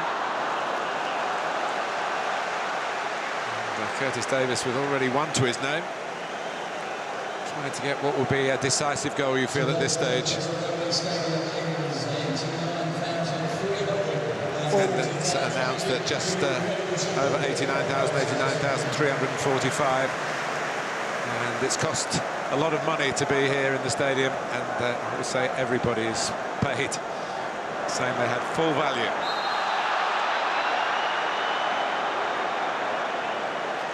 And a card for Davies this time. It's taken a while for Lee Probert to have to referee in this way. Yeah, I think this is Giroud, he had to do Davies, surely, didn't he? Yeah, it was one of his easier decisions. He had two little pulls at him, Curtis Davies, and yeah, he had to brandish yellow for that too.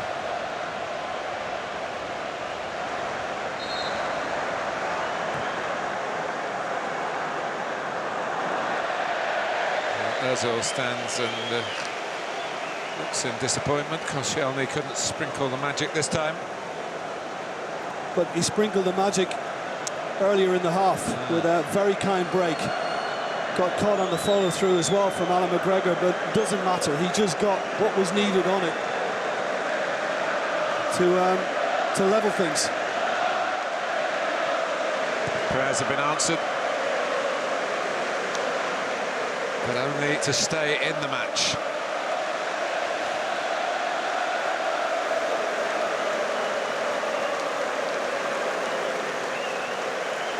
Well, Hull are attacking what we could call the Ben Watson end in these closing minutes of the 90, where the decisive goal came a year ago for Wigan.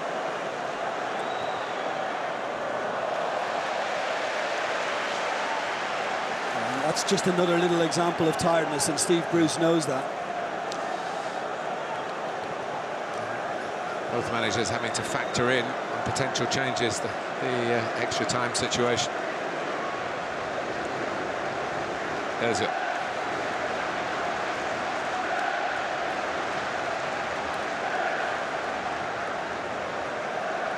Ramsey.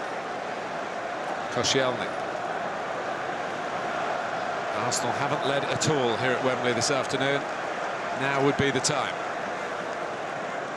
Sagna.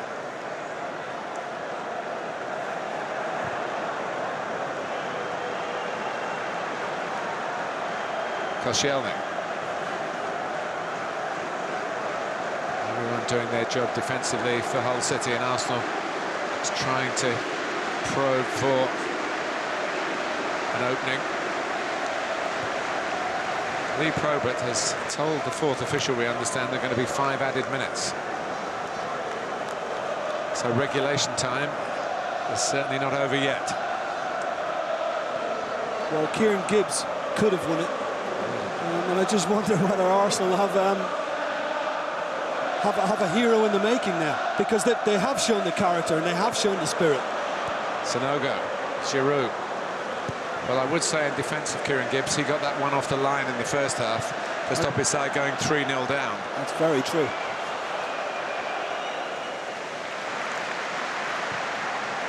From Alex Bruce's header. I still think he'll be thinking more about the miss than the clearance off the line, Martin.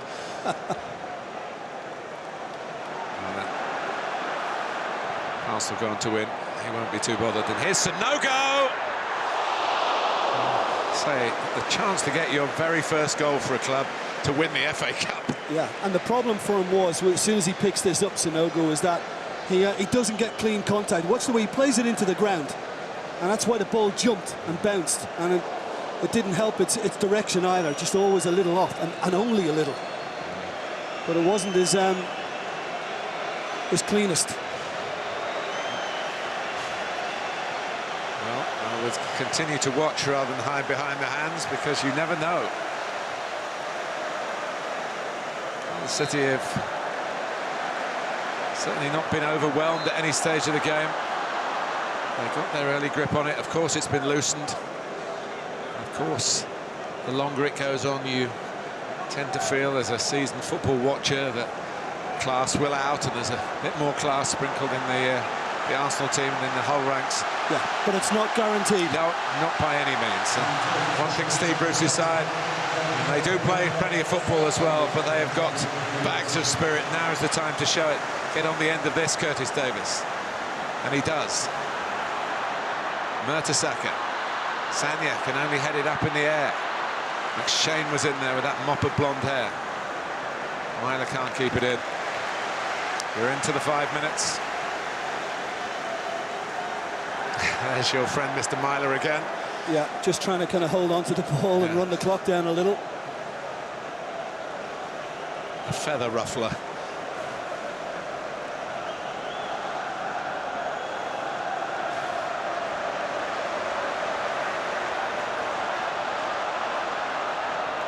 Well, Hull started so splendidly.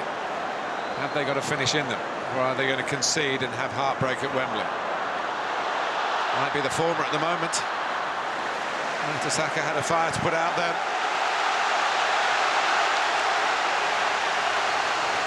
It's at the right end of the ground for the Hull fans. Well, I think that they've got to find some way now of getting this into the box. I know it's a throw, whether it's a long one. See, that's exactly what they shouldn't have done. They've wasted a very good opportunity to cause Arsenal a late problem. And what they shouldn't do is let Arsenal get out of a throw in that situation where you can get penned in, squeezed in. Arteta. Here's Ozil. Is it gonna for Giroud? Did very well. Aware of the ticking clock, I think. Yeah, probably his best effort of the game. Very much so. And you know, for such a big man as well to turn so sharply here, it's very impressive. And he got good power behind it too. It wasn't an easy skill.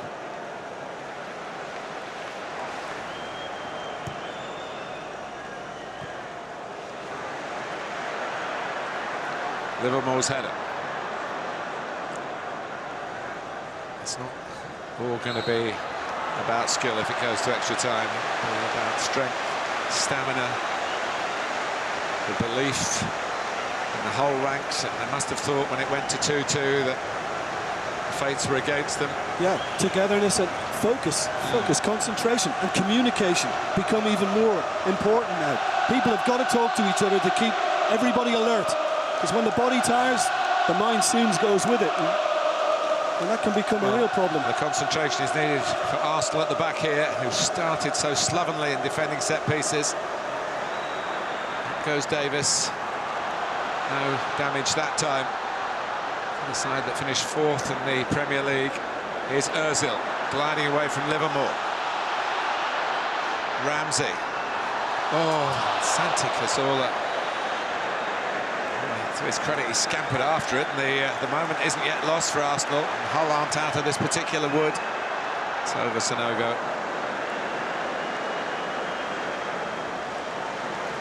Well, we've tried to give the players an excuse about the weather and the pressures and whatever. Actually, the tempo's hardly dropped at all. They've been great. I think that the commitment we've seen from both sides has been superb. And if that's just a fraction slower, then I think Cazorla gets his right foot on it, and who knows how this game could have ended up in 90 plus 5 minutes.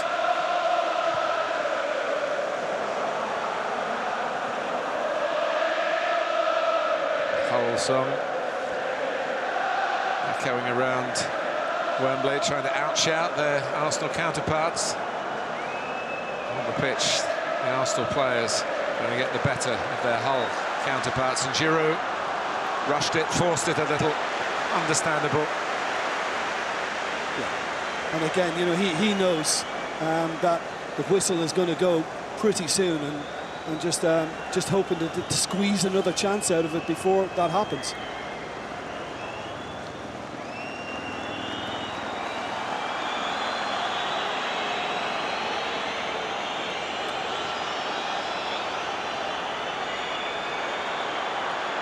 Arteta.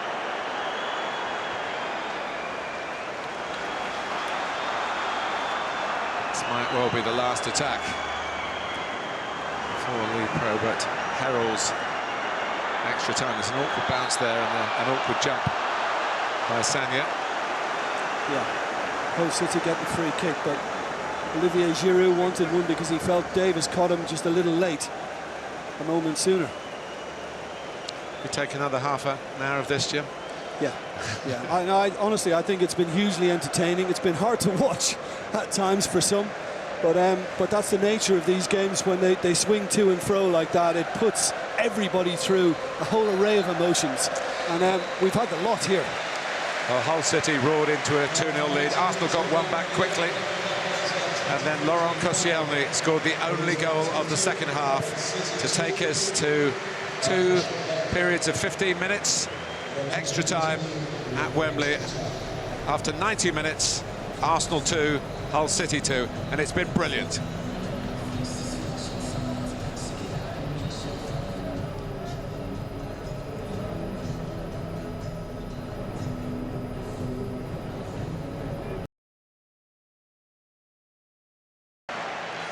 So we head for extra time.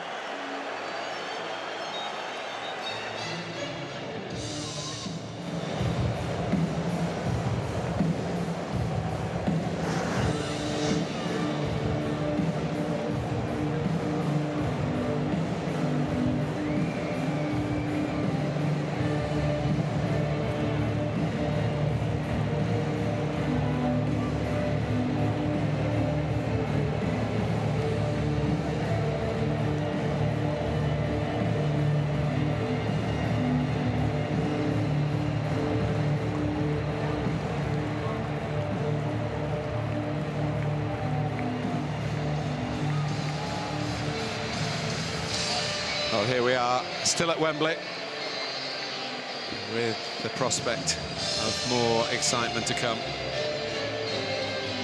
has been difficult for the FA Cup as a competition because of the growth of European football, which of course it never had to deal with.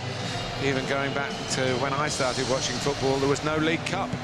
So you played your league games and you played your FA Cup ties, and now there is competition elsewhere, but the nature of this competition and the Wembley finale used to be beneath the Twin Towers, now it's beneath the Arch, and it epitomises so much that's good about football. It does. It's a spectacular setting, one of the most iconic venues on the planet, and it's a pleasure and a privilege to watch two teams go at it hammer and tongs, as we've seen this evening.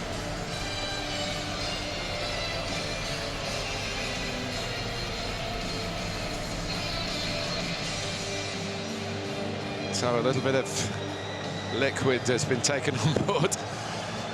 Here's the message for all Hull fans to take on board. The managers have had their say. Brucey has had his say. I'm not sure what Mr. Wenger's nickname is. Mr. Wenger, I think. Away we go. 15 minutes each way, remember, at 2-2 in the FA Cup final.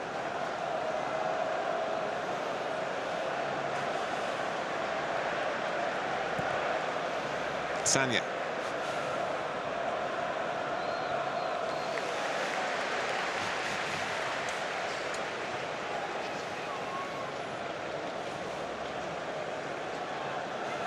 And I think Arsenal know as well, with both Giroud and Sanogo partnering one another now up front, that they can be a little more direct. They can go a little longer at times and try and use the height they've got now. Maybe they're just a little bit more open in midfield. I haven't really had the chance to exploit that. Yeah, well, I guess, I mean, that's what Steve Bruce is hoping for, that Aluko will get one of those opportunities to break.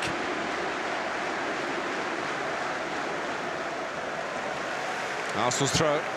So we really have the feelings now, Jim, that probably around the world everybody had at the start of the game. You know, Arsenal should be the favourites. They're the side with the greater pedigree, the greater FA Cup history, the better recent run. Santi Cazorla. Gibbs goes for a little clip this time, and Curtis Davies got across in the nick of time. They need to win it again. Yeah, and the nature of the contest. Arsenal have the momentum now, and that's vitally important. But you know, you can't underestimate the pride and the passion we've seen from the Hull City players. They've given it everything and still are. And who knows? They may come again. Well, defeat with honour is something that we talk about in the media. The fans can talk about. Professional players, it's still defeat. Yeah. But no one's losing at the moment.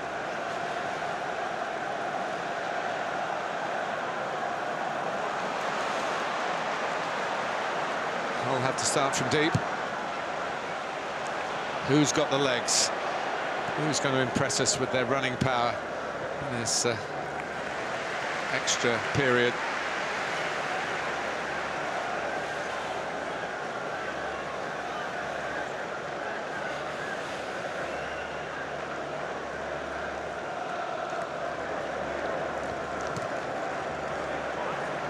Right, knows it's his throw, but it's got to go out to be a throw. Matty.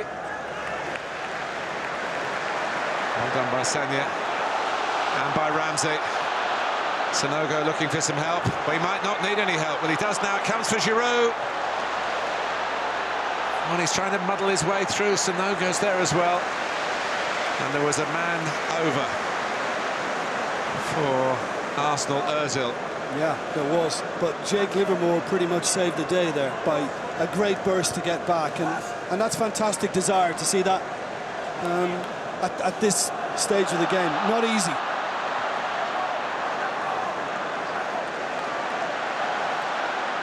And you know, I think I said to you right at the start, Martin, that I thought Ramsey could be key. Oh, it was a mistake. Rosenior into Davies. Ramsey crosses. Oh, and it's off the bar. A trademark header from Olivier Giroud. I just think Ramsey's becoming more and more influential with his passing. I thought we might see much more from him in terms of his running forward. Been very little of that, but his passing has really come on now, and it's got Arsenal away. And after the first ball to set Sanogo away, he got a bonus to get the second one in for Giroud. Arsenal making the better chances since it's gone to 2-2. Too conspicuously so. Kieran Gibbs in regulation time. Olivier Giroud climbing then. When you see moments like that, of course you think, yeah, it looks like Arsenal will probably win the day. But then you start thinking, well, hang on, is the look on Hull side?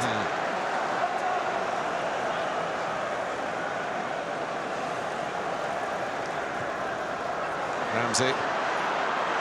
Oh, it came out to where he'd like to be, really, with the ball at his feet. Probably on the right foot rather than the left. And this was Giroud, got in front of McShane. and battered it off the bar. Yeah, and I'm not sure whether McShane did enough just to cause that, but if he did with a little bit of contact, then he's helped his team enormously. But I think from Giroud's reaction, he felt he should have had it underneath that crossbar. That's what he does. He scores headers like that. That's how he's earned his elevation through French football into the squad of a French manager here. That was a Brucey bonus. Yeah.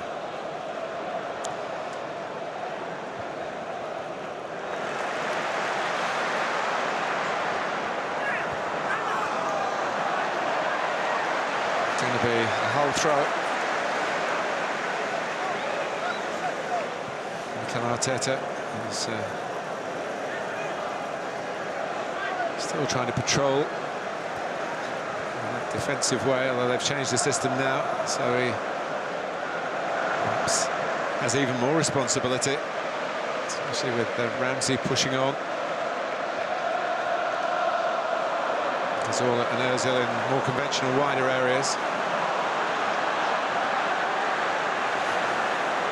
Lukas. Mertesacker leaving it. Fabianski, we've hardly mentioned him. Might be his last game for Arsenal. He's been the understudy for Koscielny in Premier League and Champions League. He hasn't had to pull off the sort of saves McGregor has. Nope, but he's picked the ball out of the net The same time, doesn't it? Yeah. There's it.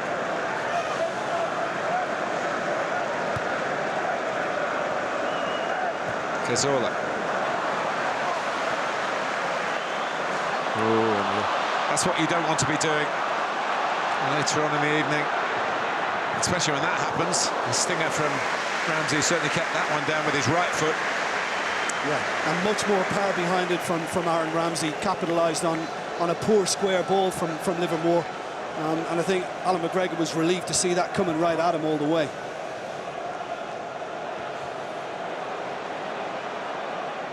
Mikel looking it down for Lukas, picked up by Huddlestone. Now Rosenior. Mikel, Livermore. Sort of running power left in Elmohamady. Not quite as much as he had at the start, and that's certainly understandable. He thought he was fouled. Yeah. I think he kind of prodded the ball and then he kind of caught Gibbs' foot there. But by then I think he already knew he wasn't going to get on the end of it because there was too much pace. And again, I think Lee Probert has got it right. I just think he could have been helped then. I mean, I don't know whether he got a shout from Steve Bruce, but Paul McShane could have made a little dart and support with Elmohamady, but he decided to just hold his position. Understandable.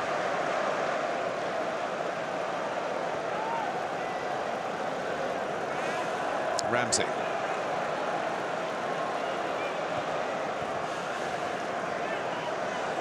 Ozil. Arteta doesn't usually get this far forward.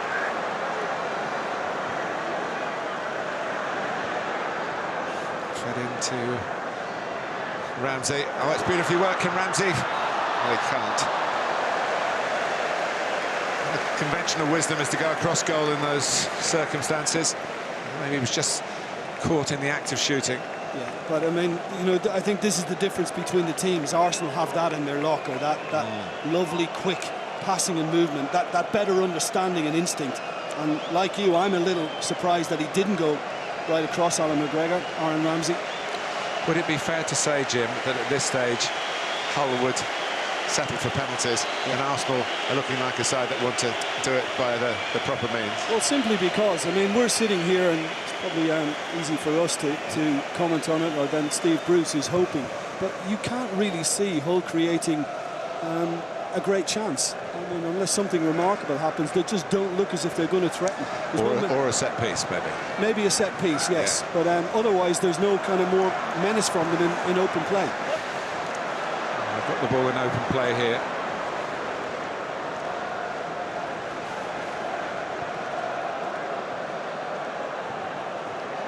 And when passing, just admiring James Chester, who was ruled out with a hamstring injury and is still going strong after almost 100 minutes. Yeah. And he scored a goal. And he scored, yeah.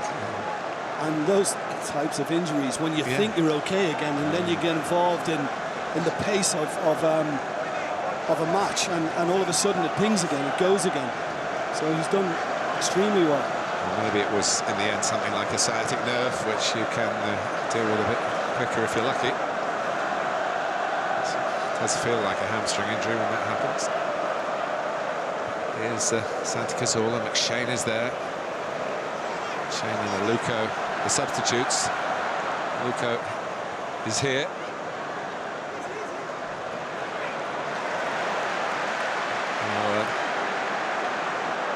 Some impressive footwork, but not for long enough.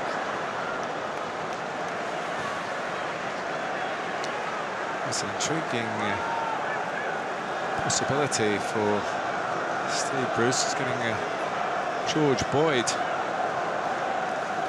limbering up, who is, of course, a player with a match-winning moment in his locker. Very clever player.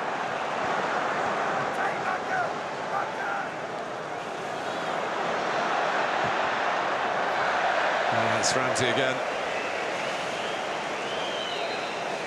Yeah, and maybe one or two of his teammates felt he was a tad greedy then, because he had plenty of options to pass it around him. And it's almost become the Aaron Ramsey show. Yeah, he's got 15 goals. He would have been the player if they had a player of the first half of the season till he got injured, I think Boxing Day. And it's Rosenior who's going off.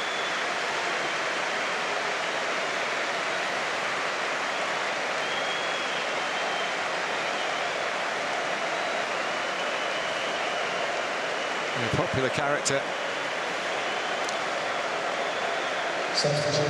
George Boyd, and it's not what you would call like for like. No, because George Boyd essentially is an attacking player. And he is going to take up that left wing-back position. Now, you just wonder whether Arsenal might be able to get something in behind him now. I mean, I think that is just a clear case of Rosenior was spent. You know, he's given it everything he had, and Boyd has good energy, and he will do a lot of running and tackling. It's down his side of the pitch that Arsenal look to get in. That's not going to be seen as a back pass. But just what do you think if you're Mina Figueroa when George Boyd comes on as the last change in your position, really? Well, it's difficult to kind of read Steve Bruce's mind on that.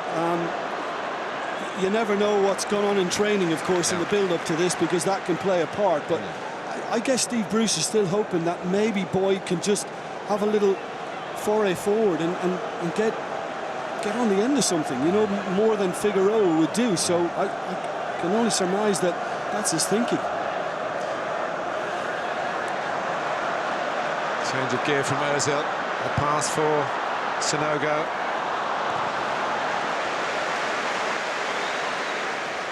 Back by Mertesacker. Maybe we've done Steve Bruce a disservice by suggesting Hull would go for penalties, although if it comes to that, I'm sure Boyd would take one. Yeah, well, I think certainly once we get towards the end of the second period of extra time, they'll be thinking about that. In goes Sanogo. That's what I mean about the energy that Boyd has, because that was really good tracking to get all the way across. That's not good, though. McShane gets in. Ooh, and it was half a chance. It came quickly to Santi Cazorla. Well, you have to make your mind up in a split second. And again, I just wonder if Cazorla regrets not going for power here. It's not a good attempt to clear it by McShane. It's very poor, and it set the Spaniard up, and I think his face says everything there. He felt he should have produced more. Well, sometimes these first periods of extra time can drag on because players are frightened of making mistakes. Again, it hasn't been the case here. Obviously, more threat from Arsenal. Shape of the period you would expect. And Giroud hitting the bar.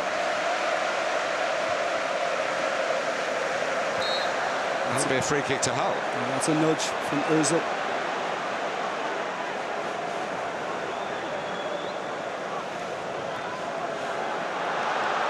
And Arsenal might just be caught out by that short free kick. Koscielny's there, though. He has been a very dependable player for them. Always a good position to pick up as well. I mean, it's almost called the John Terry position, isn't it, these days, because he's done it so often. Well, that's over Boyd. Sanogo. Good work by Chester.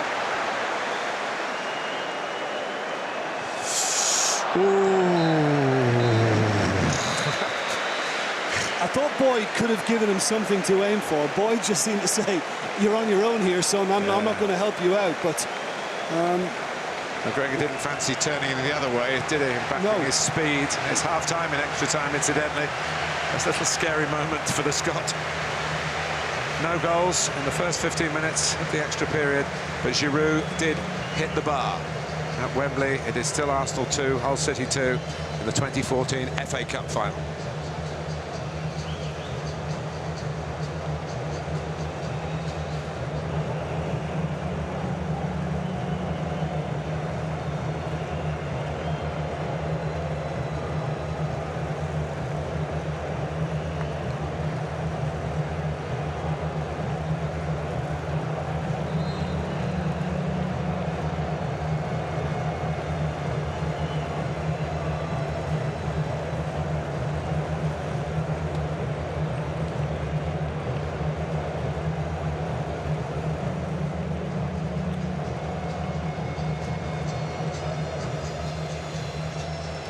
Well, these days they do allow a little bit of a break in the middle of extra time. The regulations used to state you turn straight round. And I think, to be fair to the players who've given us so much entertainment, no one's begrudging and to just take on a little bit of liquid. Here's Vic Akers, the experienced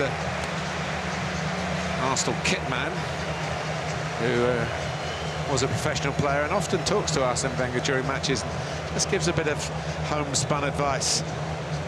He's very good at it. I think his job here is to organise a double substitution. Only Sanogo on to this point. Now it's Thomas Rosicky on the left as we look, and Jack Wilshere, who's very short of football, but is fit, which is good news for England. of course, and he's only been asked to play 15 minutes and maybe take a penalty. We'll have to wait and see on that one, but I certainly thought he would make one change now, but he's decided to go for two, and I think this could be significant as well.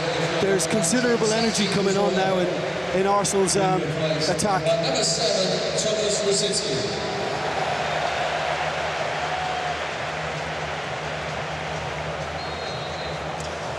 So Hull City start the second period of extra time.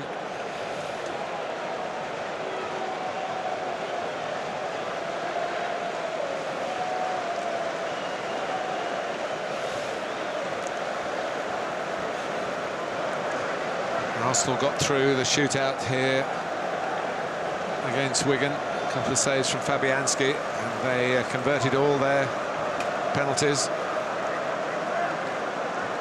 They have had some traumas from the spot. You think of a League Cup defeat at Bradford City the season before, the one that's just finished. And Tottenham knocked Hull out of the League Cup this season via a penalty shootout. Another North London side may be waiting for them if it gets that far, but don't want to get ahead of ourselves. Koscielny.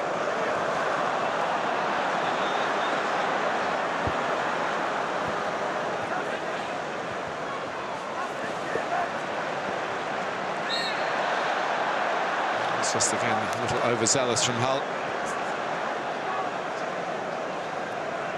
Rosicky wants it back again. And again, Sanogo going to the near post. Here he is. He went for the pass. And then once more, it fell for a Ramsey shooting opportunity. Yeah, but listen, this was all between the two substitutes, Rosicky and Wilshere. And in the end, I think Wilshere was a little upset with Sanogo that he couldn't work the ball to him, and Ramsey even more so because he didn't keep the shot down. But there's the spark that that Arsene Wenger was hoping for. Nice little bonus for Roy Hodgson, the England manager, as well, to see Jack Wilshere get some game time in an important game.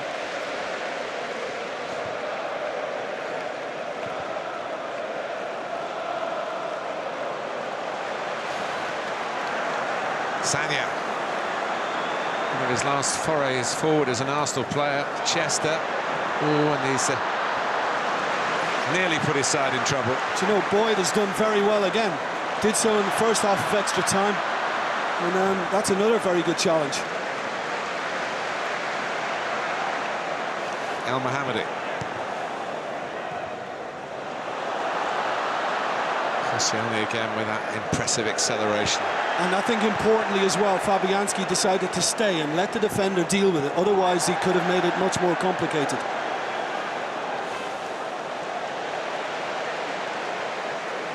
Good decision. His mind would be moving towards the possibility of a shootout again. No foul.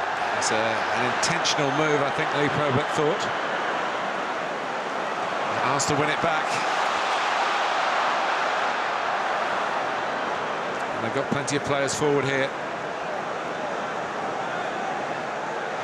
Wilshere. Here's Giroud. Oh, brilliantly taken. Absolutely brilliantly taken by Aaron Ramsey. He's got one right, and Arsenal finally lead deep into extra time. It looks as though, in the end, it's going Arsene Wenger's way. And it was a typical Arsenal goal. Goal scorer for Arsenal, number 16, Ramsey.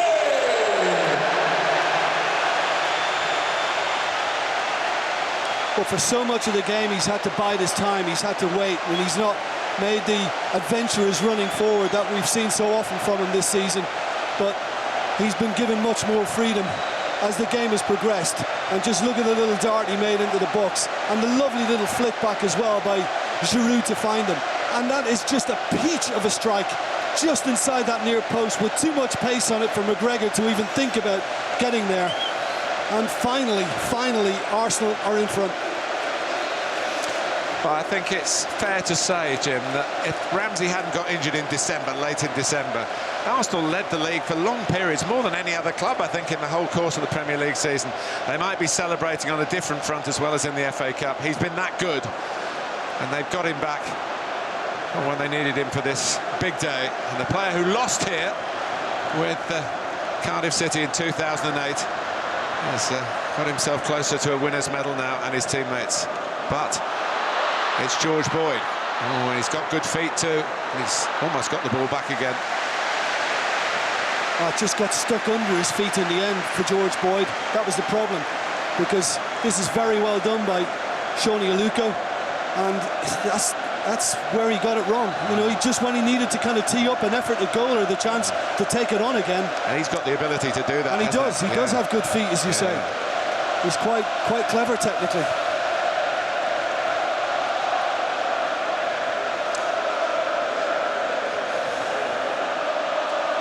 But I just think when you look back on the contest as a whole, Martin, that kind of half-forward line of Arsenal, who are very impressive, hugely talented, the likes of Cazorla, Ozil, Podolski, didn't really do it. And it's been kind of left again with the changes that Arsene Wenger has made, which have been very positive and have worked. I think Ramsey has been their best again. But they're under pressure here defensively. But the flag is up, and that's disappointing from Hull's point of view. It was their skill at set pieces and Arsenal's vulnerability that put them in trouble. But the damage seems to have been repaired. The comeback looks to be complete. I can't tell you how good that touch is as well from Ramsey. You know, Allan McGregor obviously feels now it's probably just been prized away from Hull City, but oh, he came onto it so well, and it wasn't the easiest one either, because when it was back-heeled by Giroud, it just kind of bounced a little bit. But, oh, it was an absolute beauty. Here's Lukas. And you mentioned just earlier that how his teammates were getting at him a bit for shooting too much. That's right. They're not now. And what has Steve Bruce got up those sleeves of his?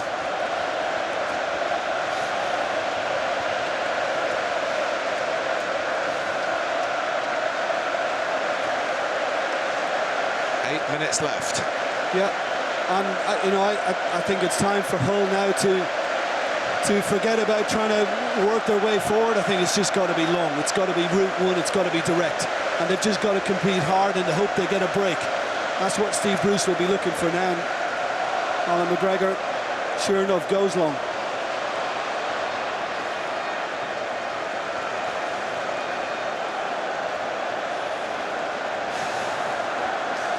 Well, they were quiet for a long time, and they were in full voice. They were. And obviously the big change now is the fact that Curtis Davies is playing as a centre-forward. And I think a slightly damaged centre-forward as well. He got that bang on the hip or on the thigh, didn't he? From Quite Giroud. early on, yeah. And here comes Rosenior. There's a big gap, but he's gone for the pass. Here's Giroud. Picked the right ball out for Sanogo. All got a bit congested in the end. Rosenior could have gone on. It opened up for him. Agreed.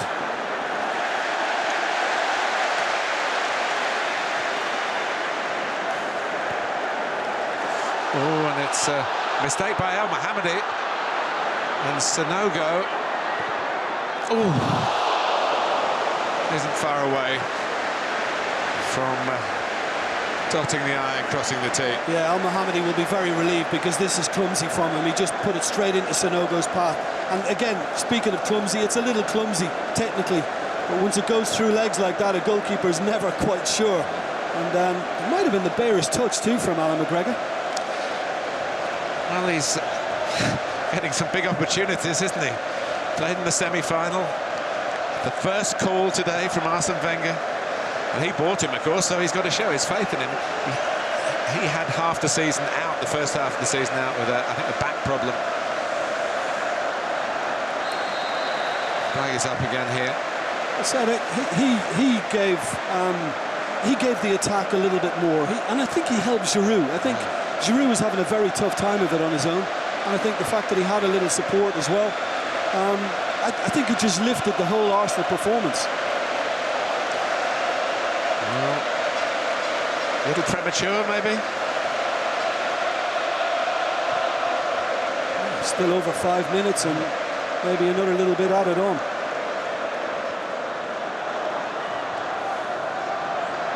Sanogo.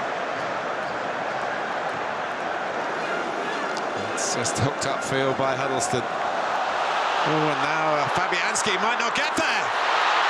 It's a real chance. Oh, neither Davies in the middle or the ball directly from Aluko.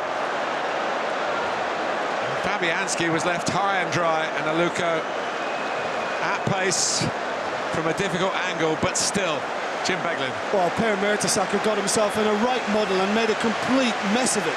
And that was the one chance that Steve Bruce was hoping Aluko would get. I think he was maybe a little selfish in going for goal, because he could have pulled it back and he had a couple of teammates in support. And I think maybe it's just as well that Gibbs missed it entirely, because he could easily have got the wrong contact. Maybe that's as good as it's going to get for Hull. We'll have to wait and see. I would have stopped the engraver in his tracks. McShane has fouled.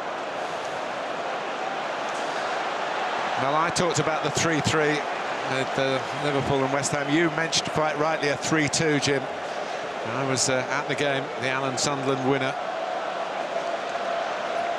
Manchester United had to come back from 2-0 down, but they couldn't, unlike Arsenal, get the 5th goal. Brady Cross Sunderland goal, 3-2 Arsenal. In by Elmohamady. Fabianski has got it now. Yeah, I don't know if there was a shout involved, but maybe a little fortunate that it fell that kindly for him. Well, it is enough to bring tears to your eyes.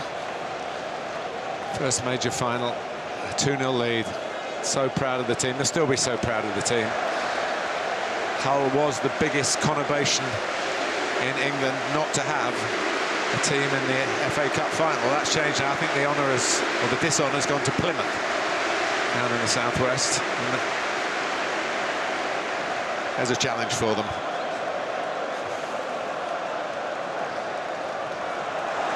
Here's Rosicki, and they could easily be in again here. It's going to be a moment or two like that. I'm sure another chance for Arsenal. Hull have to find a bit of energy, find numbers up the pitch, somehow find a way to get the ball up the pitch.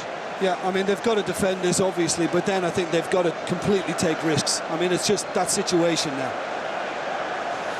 If they can force a corner, we might even see McGregor up.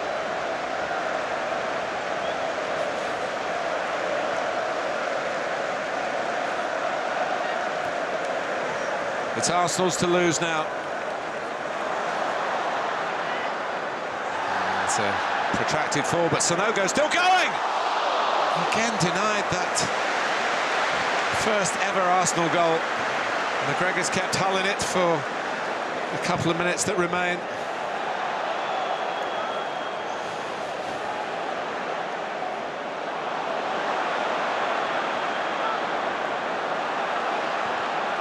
Huddlestone. Aluko, very nimble. A touch from Myler. Here's George Boyd. Still, it's a cross to fight for. Because that's where Davies, as an auxiliary forward, helps. Aluko! Oh! Well, it looked as Fabianski actually had to dive back a little bit. So much was he caught by surprise. Well, I'm thinking when I saw him hit it from such a distance that, you know, that's very ambitious. But Fabianski, I don't think saw it until a little later than he would have liked. And that's why, for a moment, everybody thought that was going to creep beyond him. Mertesacker comes off Boyd's head. Davies trying to get there. Try and force a poor clearance, but in fact he's given away a free kick. It's the last thing that Hull really need. Yeah, and that might not have helped their cause, but the referee again has viewed it very lightly when Huddlestone barged Giroud to the ground and getting the ball back.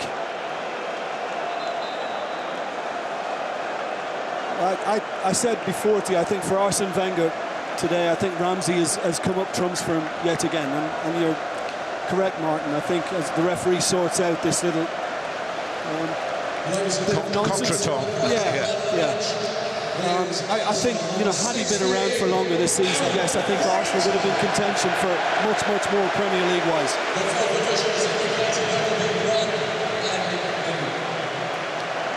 think Aaron Ramsey's been announced as the sponsors man of the match as well.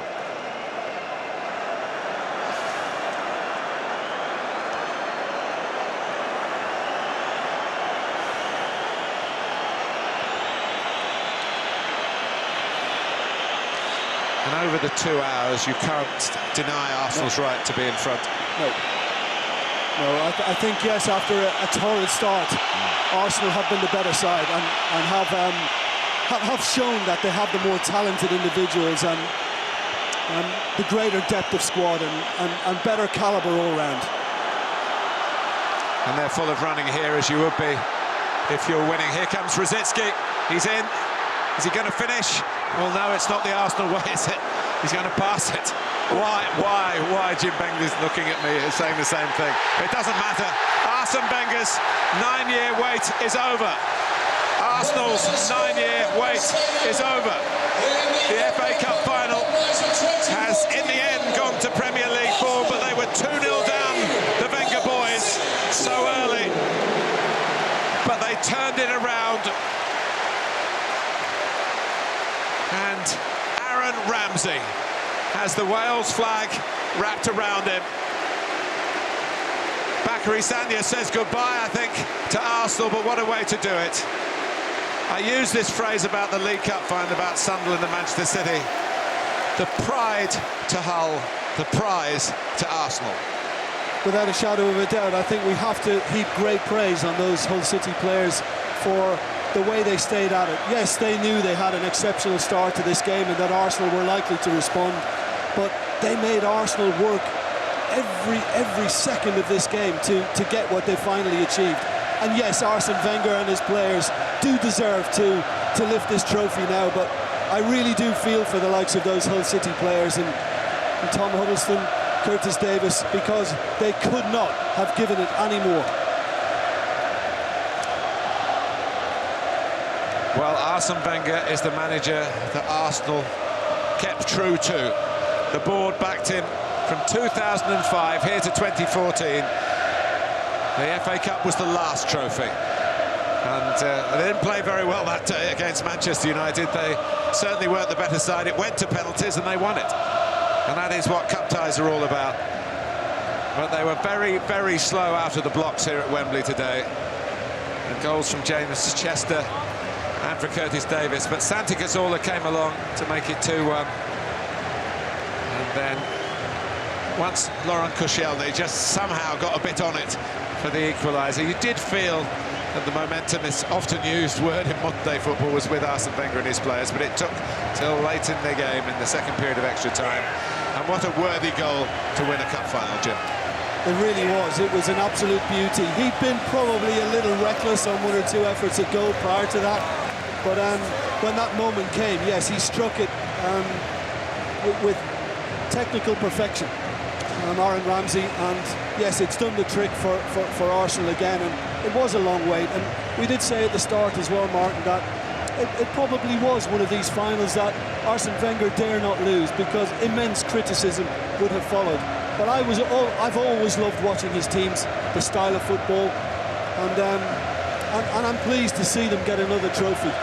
I think overall, as hard as it is for Hull to take, Arsenal do merit the victory.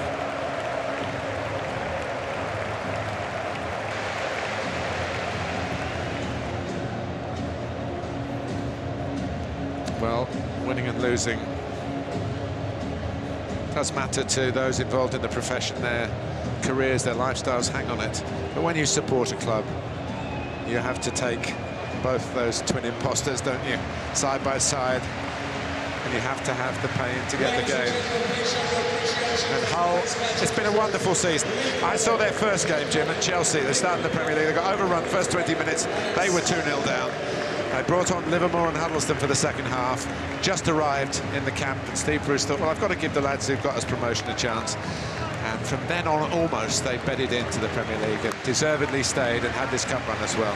Yeah, and obviously the cup run is a lovely bonus. It's a shame they faded a little at the end in the Premier League, but listen, their status being secured was the most important thing, and it's fine, yeah. I like watching Hull City because Steve Bruce is trying to get them to play the Arsenal brand of football, if you like, with lesser quality.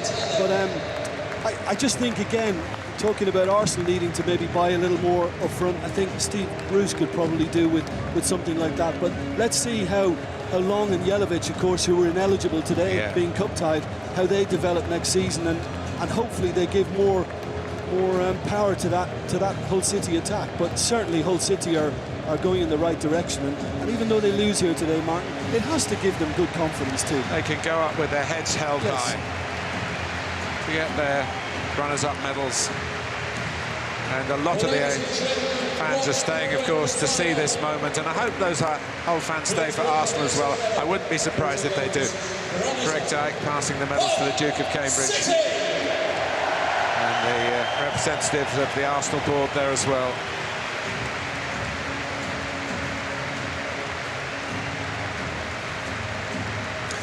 Well, their previous best in the FA Cup, 1930, a semi-final beaten by Arsenal. Now they reach the final, and who do they come up against again today? Not just an Arsenal, but an Arsenal for whom failure was unthinkable, really. And when they were wheeling around in celebration to the goals from James Chester and Curtis Davies, we did think we had a huge upset on the cards. And listen to the roar as Steve Bruce appears. He's been up there for winners' medals and a losers' medal as a player. He lost in '95 and Everton beat Manchester United.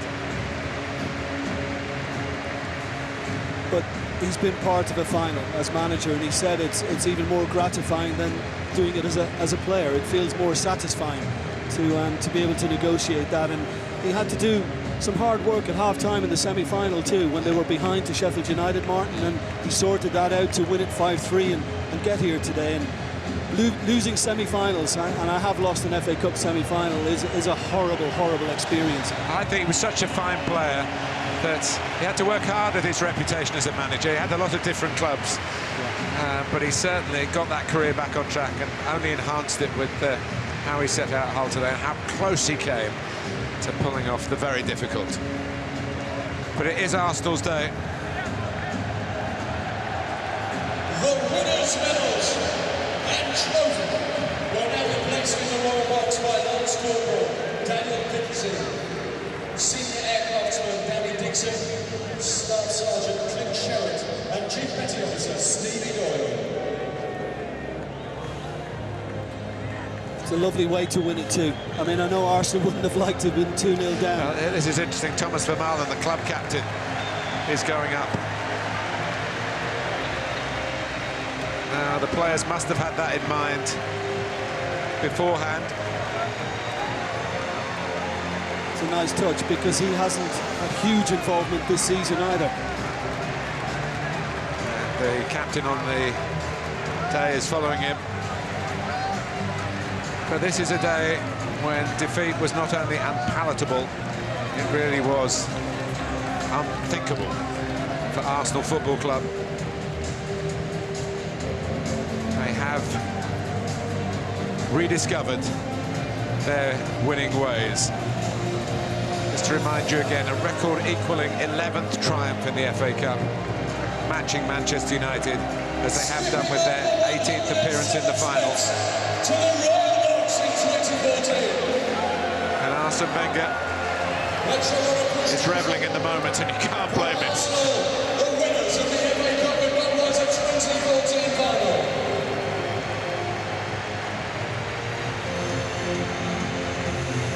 I just wonder what the plan is here for the presentation. The medalists are there. Arteta and Vermaelen are waiting. Maybe they're going to involve the manager as well. Who knows? Puff of the cheeks. There's a moment that sums up how it's been for the professorial French manager today. Has been a long wait for him. Their last success in any competition was in this very tournament in 2005. Their painful wait of 9 years without silverware is over.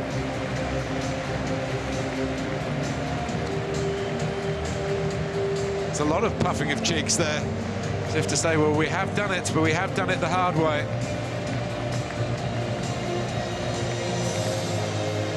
Allan, the owner of Hull, paying his compliments. Vermaelen is edging into shot. Arteta is edging into shot. Arsenal have their hands on a trophy again. They are winners of the 2014 FA Cup, even without the lid. And no wonder he got to it very quickly. The somewhat beleaguered, but hugely admired manager Arsene Wenger. Jim Beglin, your thoughts on the Arsenal day? Well, I think they've done remarkably well to come back from a shocking start, and they retained their composure and their belief, knowing that they probably had the quality to come through in the end. I'm very pleased for Arsene Wenger, because I think the teams he has produced over the years in English football, and some of them have been a real joy to watch. And he's had to wait quite a bit for this one to enjoy some success, but it is fully merited on the day. Atcha Flamini getting in on the act. We haven't seen that smile very often, have we? A lot of the camera shots, particularly over the second half of the season, have been of the grimace, the face of disappointment, the greying hair, the hollowing of the cheeks, and the wondering whether his time had come to an end. A glorious time, but when you look at the the silverware he managed to achieve right from the off, really. It came to a shuddering halt in 2005. And when, of course, they left Highbury a year later, so much of the money that could get you a trophy-winning team went into the new ground. Yeah. I still think, again, maybe when you look back at that side with the Vieiras and the Petits, and I think maybe he needs to kind of add something a little more physical, a little more robust in parts, which might just do the trick for Arsenal again too. But they're not far away, and certainly with the likes of Ramsey fit, Walcott to come back next season, I think they'll be much better for it. And great scenes now, and seeing the players celebrate with the trophy.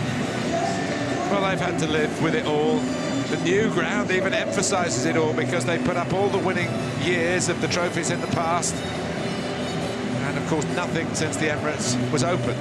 Now they will have, when we go for the first Premier League game or early in the new season in August, there will be a new date up there alongside a drawing and etching of the FA Cup. It will say 2014.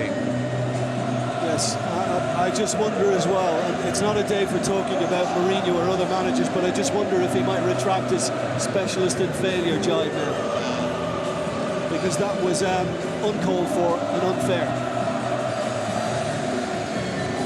In Arsene, many trusted, the majority trusted, and that trust has been justified. He's going to go back down the way he came, not the way the players have gone. He's going to leave now centre stage to his team, and they are in the party mood. Yeah, and I was just going to say, I mean, I was fortunate to win that trophy once upon a time, Mark. And as a Liverpool player, we went behind to Everton as it was that day. We weren't 2 down, we were 1 down, and it was hard enough coming back. So, but it does always give you something extra to come back from a position like that to achieve victory and glory as it is today. Yeah, it makes it that little bit more special.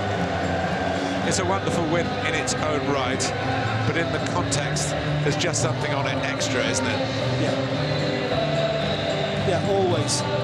Because at one stage, it looked as if it just could be a horror afternoon, a horror evening. It could get away from Arsenal completely. If Alex Bruce was to score with his header and make it 3-0 for Hull City, then who knows how this game would have ended up. But they believed and they came good. I think someone wants Arsene Wenger's shirt as a souvenir. It's not got Arsenal on it anywhere. Except the sweat of the man who has had a bit to sweat about today. And the fine line between criticism and worship. Even more so in modern-day football. Yeah. The players don't get changed very easily. The chief executives will never vote for themselves being changed, so it's the manager who bears the brunt. And all credit to Arsenal, who have stuck against considerable outcry, certainly from some of the shareholders and a section of the supporters. They back their man, and their man is a winner again, and their team is a winner. Arsenal